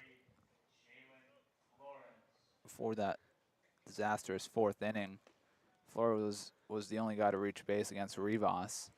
And then it took Flores hitting a single. I don't think singling is a word. Yeah, sounds fine. It's fine. It's a baseball term. After Flores singled, as he'll hit a sharp ball towards third, it'll get under the glove of Leehey. Getting around that ball in left field and firing it in. I think it's Zach Schwartzberg. Yeah, Schwartzberg. Schwartzberg stays in defensively now for Eli Paton, but Flores now stands on second. But I was saying, Flores singled to start things off in the 4th, which then led to that disaster of an inning. Now he stands on second after that ball gets under the glove of Leehey. As Bellew steps in now, he's 0 for 3.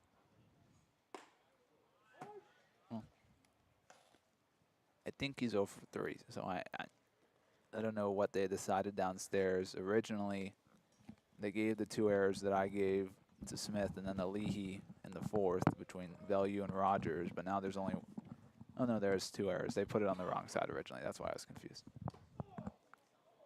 Ow. But the One got the umpire.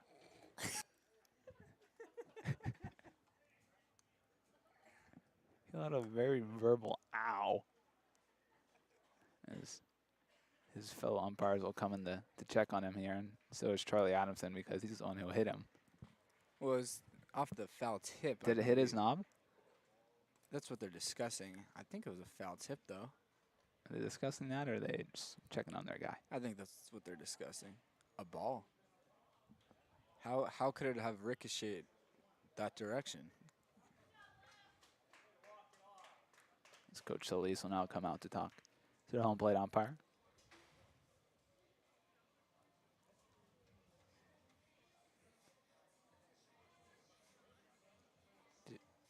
I could have sworn it took a ricochet and hit. Yeah, it either hit the knob of Bellue's bat or it hit off the tip of Brady's glove. It looked like it was both to me. Connor said clearly a foul ball, and he's right there. So Well, I don't think they care. Well, count's going to remain 1-1 now to Bellew. So Bellew 0 for 3. Struck out, reached via an error, reached via, and then flew out.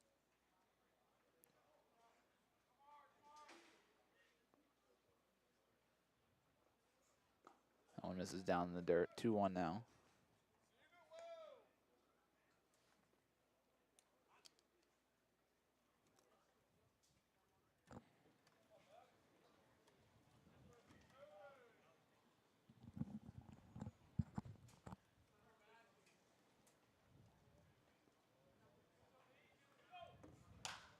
The 2-1, skied out towards left field. Schwartzberg tracking over, slides, makes a nice sliding catch out there and left. Very good play by the newly entered Zach Schwartzberg. It's certainly not easy to come off the bench and make a play like that, and it goes double considering that Schwartzberg's regular position is usually in the infield, middle infield. Plays a lot of shortstop, plays a lot of second base. Really impressive out of Zach there. We bring up Rogers now. Will 1 for 3, but he's gotten on base twice because of an error.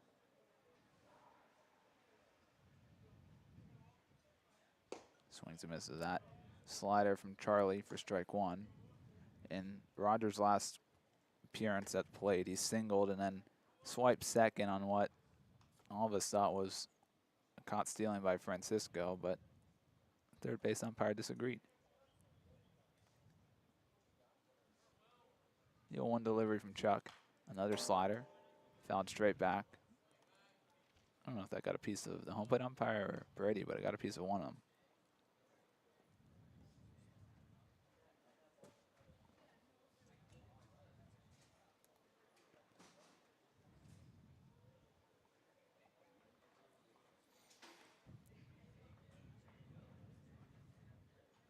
Oh, 2 now. To Will Rogers, future Michigan Wolverine. Chops one straight back to Chuck just off the mound. Gathers, fires. A nice job there by Chuck to hold it down. Atta babe. As Chuck Adamson keeps the lead for the Oaks. We'll head to the bottom of the 7th. It's Francisco, Falsken, Moyer due up. The Oaks lead 7-5.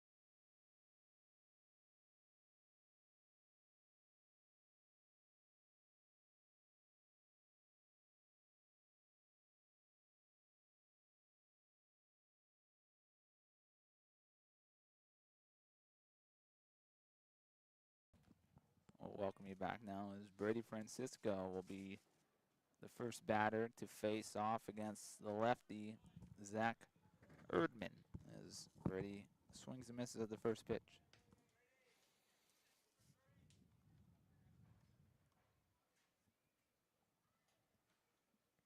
Oh, misses down below the zone.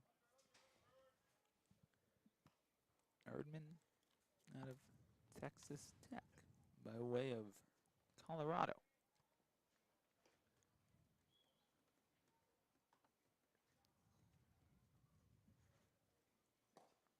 That one. Back foot slider misses down below the zone. I don't think that was a slider, Austin. It said 90 miles an hour on the. They just saw where it finished in the zone. If this guy's throwing 90-mile-an-hour sliders, he's in the wrong spot. As Francisco rolls over that one, foul. And Erdman's actually got some sneaky velocity touching 90. You don't expect to see that out of just with his delivery, but it's a sneaky quick 90, 91. It's got some arm side run as well, so breaking away from the right-handed bats. Already action up in the bullpen for the Foresters as Brady fouls another one away. This summer for Erdman, this will be his 10th appearance, 14 2/3. Got an ERA just over 3 at 3.07. Got strikeouts per 9 over 9 with 15 strikeouts. I think this guy looks 7 inches shorter than their starter. Ooh, good leave. Yeah, I don't know. I don't think so. According to the roster, he is, but Brady able to hold up his swing there. Count runs full.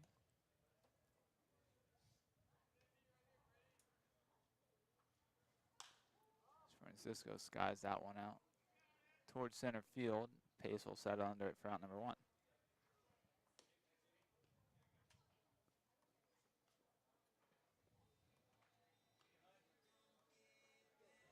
Bring up Falsken now. Carson's 0 for 2 today, also got hit by a pitch.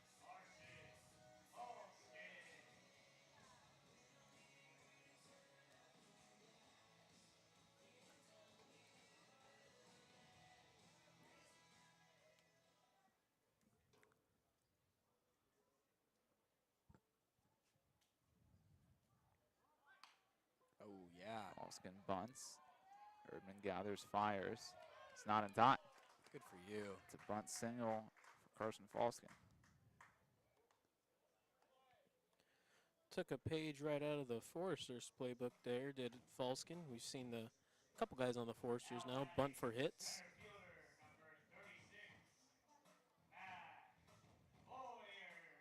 Let's bring up Mac now.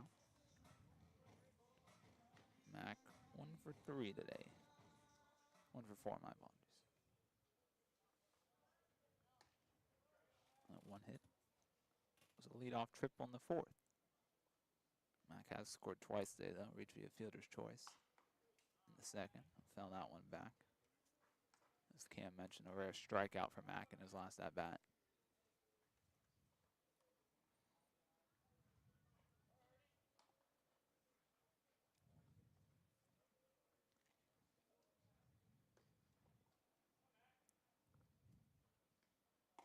Mac swings and misses to that slider.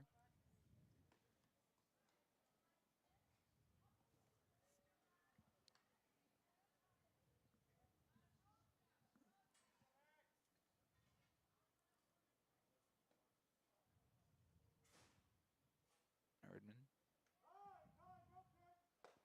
throws the 0-2, but Moyer called time beforehand. Erdman was really taking a long time looking over at first at Falsken before he delivered that one, so Moyer took time just before the delivery.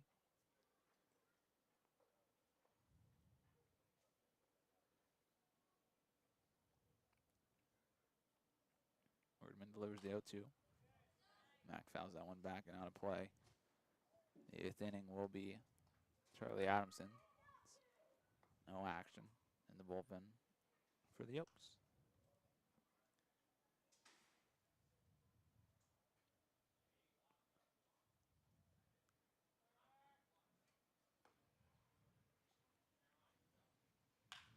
Moyer rolls over that one and will get through. It's back-to-back singles for the Oaks. Another multi-hit game for Mac. Seems like just about every game he gets on at least twice. Let's now bring up Austin Carrillo, who's had himself quite the day at the plate so far today. Was hit by a pitch in the first, came around the score, had an RBI base knock in the second, RBI sac fly in the fourth, and then single came around the score last inning.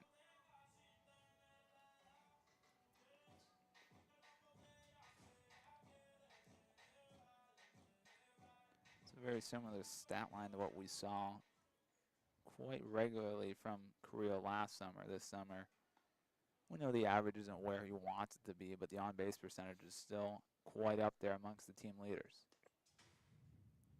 That fastball misses up.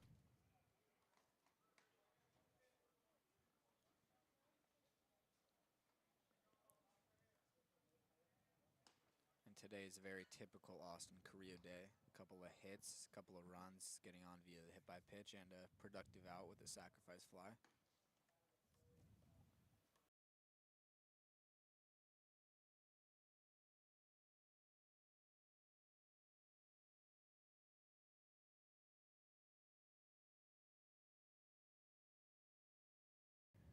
Two-0 now to Carrillo with Garza and Gora not holding Moyer over there at first. An extra base hit will surely drive in too with Moyer's speed. That fastball misses away. It's 3-0 now to Carrillo. Erdman struggling to locate a pitch here against the lefty. He doesn't have any easier of a task waiting on deck in the righty of Zach Daudet, who's had himself an impressive day at the plate as well. That one just gets the outside part of the plate. 3-1 now to Carrillo.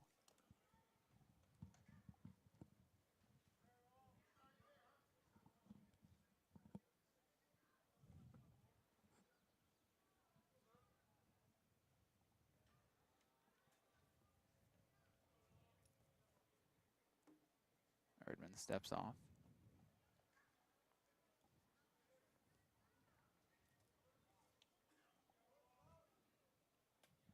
With Erdman not wanting to load the bases here and Austin being an aggressive hitter, look for him to drive something if he gets a pitch that he likes. 3-1. Turn around to look Falsken back to second.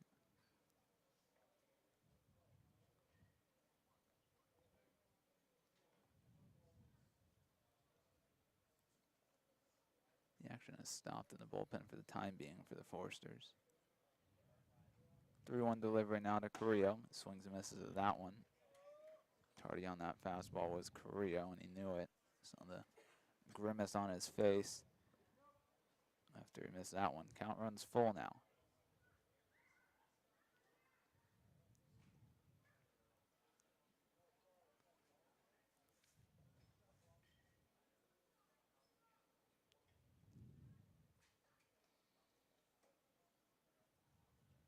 Full count delivery from Erdman to Carrillo. Carrillo drives that one to shallow right field. Bellew able to grab that one. Both runners will have to retreat as they were halfway.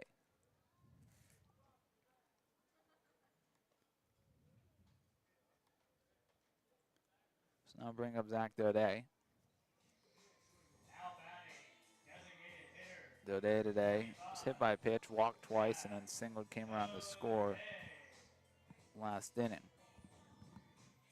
Insurance run stands on second in the form of Carson Falsken in scoring position, and then why not count the speed threat of Mac Moyer over there on first as another one.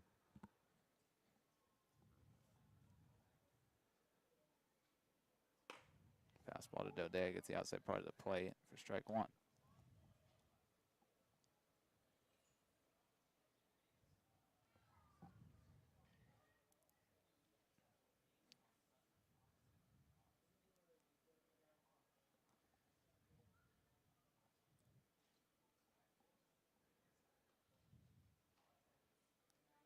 The 0-1 delivery to Daudet. Daudet fouls that one away.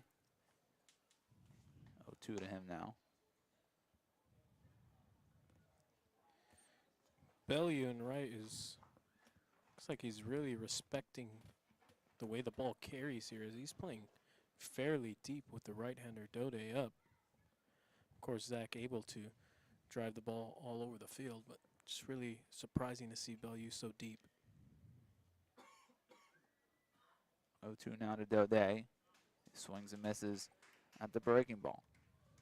So after a couple singles, the Oaks aren't able to muster any more offenses. They'll strand 2 out on the base pass. We'll head now to the 8th. Charlie Adamson coming out again.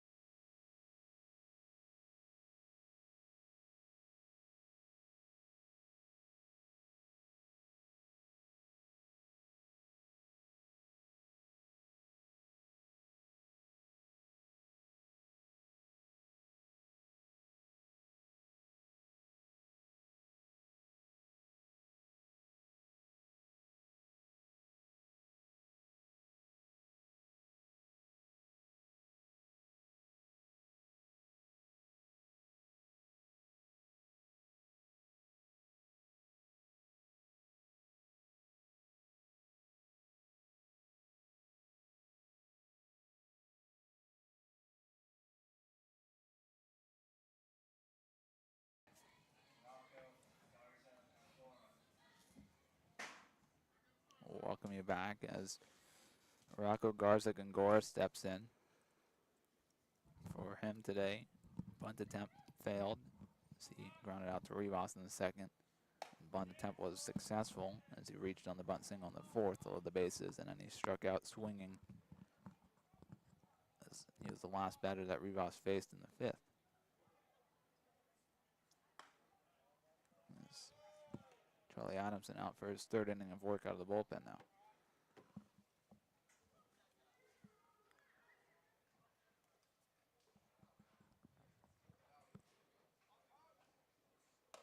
That one misses up 3-0 now to Garza-Gongora.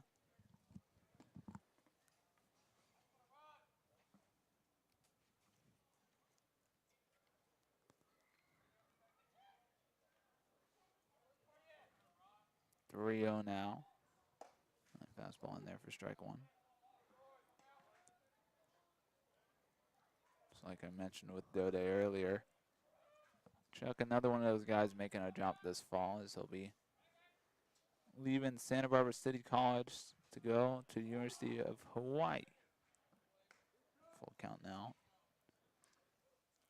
As Nate Clough now heads to the bullpen for the Oaks.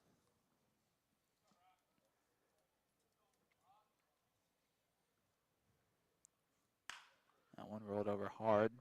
It goes right through the legs and under the glove of Drew Smith.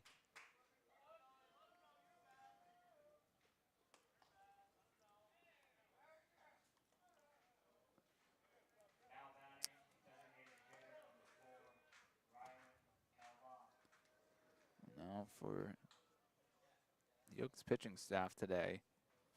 For Rivas in the 4th, there was a ground ball that ate up Drew Smith. And right after that, a ground ball that ate up Leehey.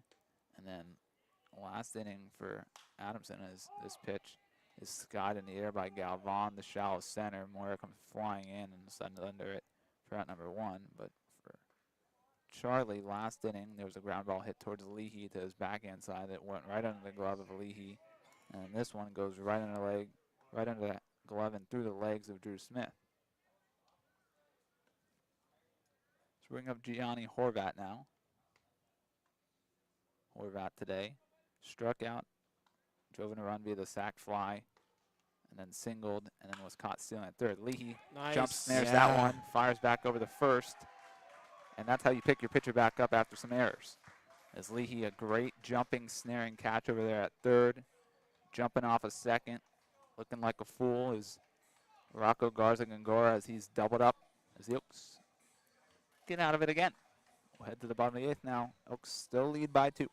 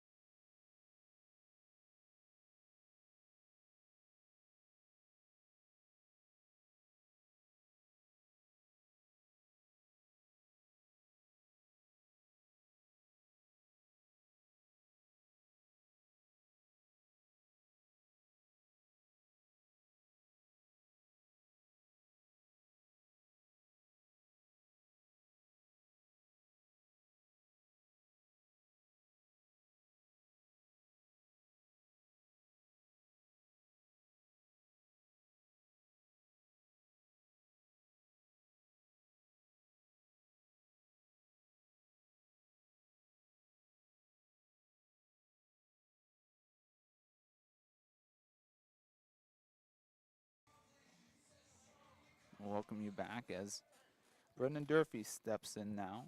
In his last at bat, Durf drove one 100 miles per hour off the bat. That went 372 feet and hit about I was downstairs in the press three-quarters of the way box. I was downstairs when in the press box when he hit that. Mm-hmm. It literally was right under the yellow line, right Yeah. under. So he missed a home run by a foot. 7 inches. It's brutal. Such a great swing. And if I have this number correctly, looks like 17 on the mound. Yep, Michael Lombardi. Michael Lombardi. He's an infielder. He is an infielder, but he is a two-way guy. I was just double checking to see if he's a pitcher as well. Has thrown 11 in the 3rd innings, 7 outings.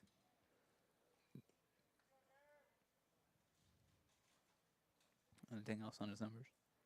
Yeah, I mean, for Lombardi, got a sub-4, 3.97. And Sammy mentioned to me in between innings that the Foresters aren't going to want to deploy their best arms for too long this week as they have their playoffs in Wichita. We're not sure when exactly that starts, but I'm sure they want their guys fresh and healthy for that. August 3rd. Sammy reminded me about that just now in between innings. August 3rd's a week from tomorrow? No, week from Thursday.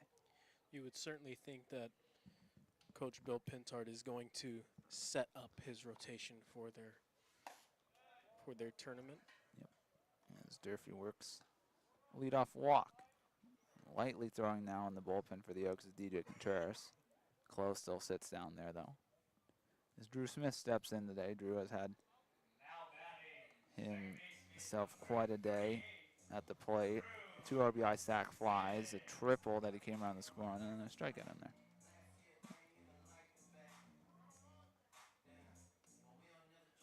Yokes would like to pick up another insurance run, up 7-5, but we know how dangerous this Foresters lineup is. And with the leadoff man on, I'll try to get him across. Drew skies that one in foul territory, settling under it. For out number 1 is the third baseman, Daniel Patterson.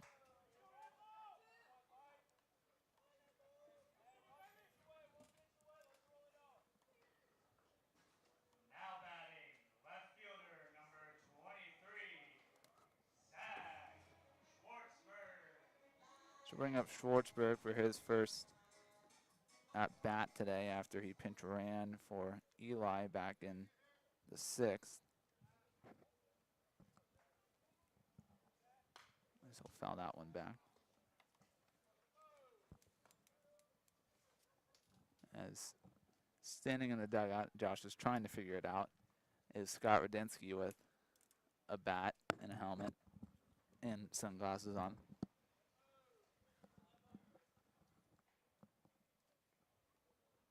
As Schwartzberg breaks that off the nub. So try to turn 2, they can't. So only get 1 out at second.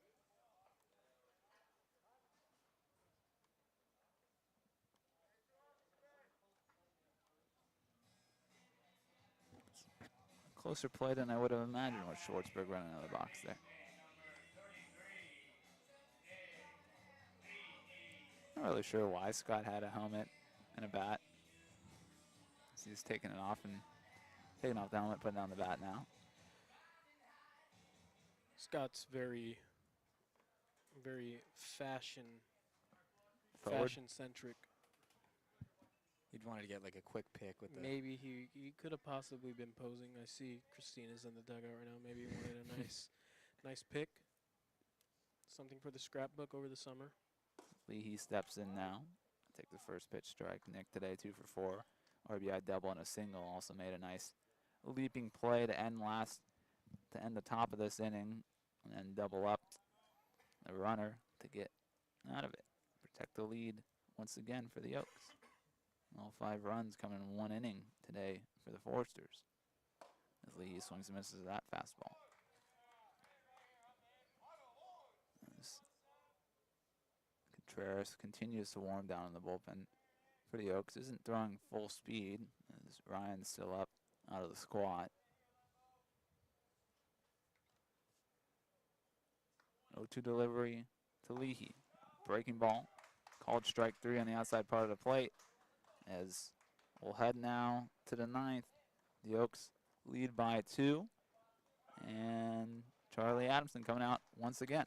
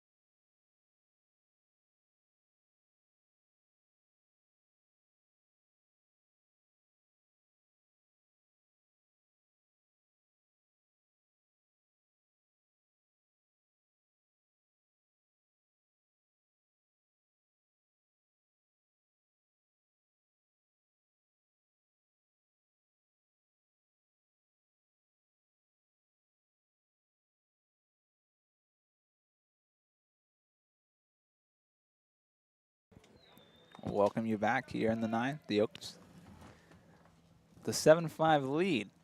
First pitch from Charlie Adamson out for a 4th inning from the bullpen. Nate Voss is down in the dirt.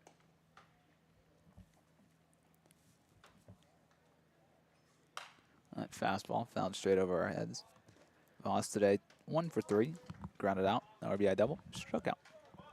You have to imagine for Charlie, it's just one and done, one base runner, and they're going to go to Clo down in that bullpen. It's already the 4th inning of work for Adamson, finishing the 6th, 7th, and 8th up to this point. Clo wasn't throwing at all during that inning. Contreras was just playing toss with Ryan, and now Clo is starting to throw as Good Charlie on pitch. that breaking ball gets Voss chasing one down below the zone. It's Voss, then Pace, then Patterson due up as of now. There's a swing and a miss. It's a strikeout to start things off here for Charlie Adamson. His 2nd since coming into this ballgame. Let's bring up Greg Pace now, and obviously for the Oaks, they'd like to try and get this game over before they get to Bellevue, the powerful lefty hitter. Pace swings and misses at that one.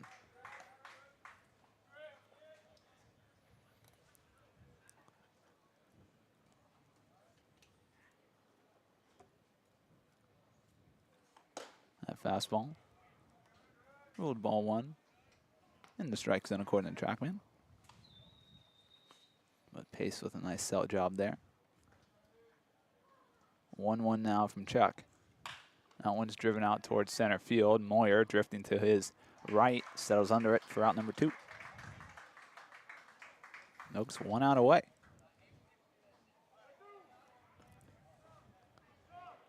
Finish it, Chuck. Come on.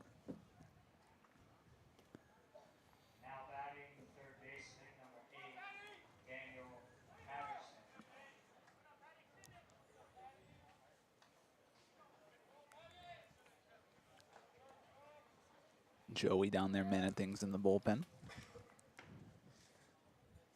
Patterson takes a strike, and Patterson looking to get off the schneid. 0 for 4 today. 3 flyouts and a ground out. Chases one down below the zone. Yokes Very good. 1 strike away. Only a couple guys in the dugout on their feet for the Oaks. Entire dugout, for the most part, up for the Forsters. That one's skied Go out get it. towards center field. Moyer tracking back, will settle under it. The Oaks win a big one, especially as things come to an end in the final week of the season. An absolute brilliant pitching display out of the bullpen for the play of the game, Charlie Adamson. And more importantly, the Conejo Oaks win it for Cameron Deck.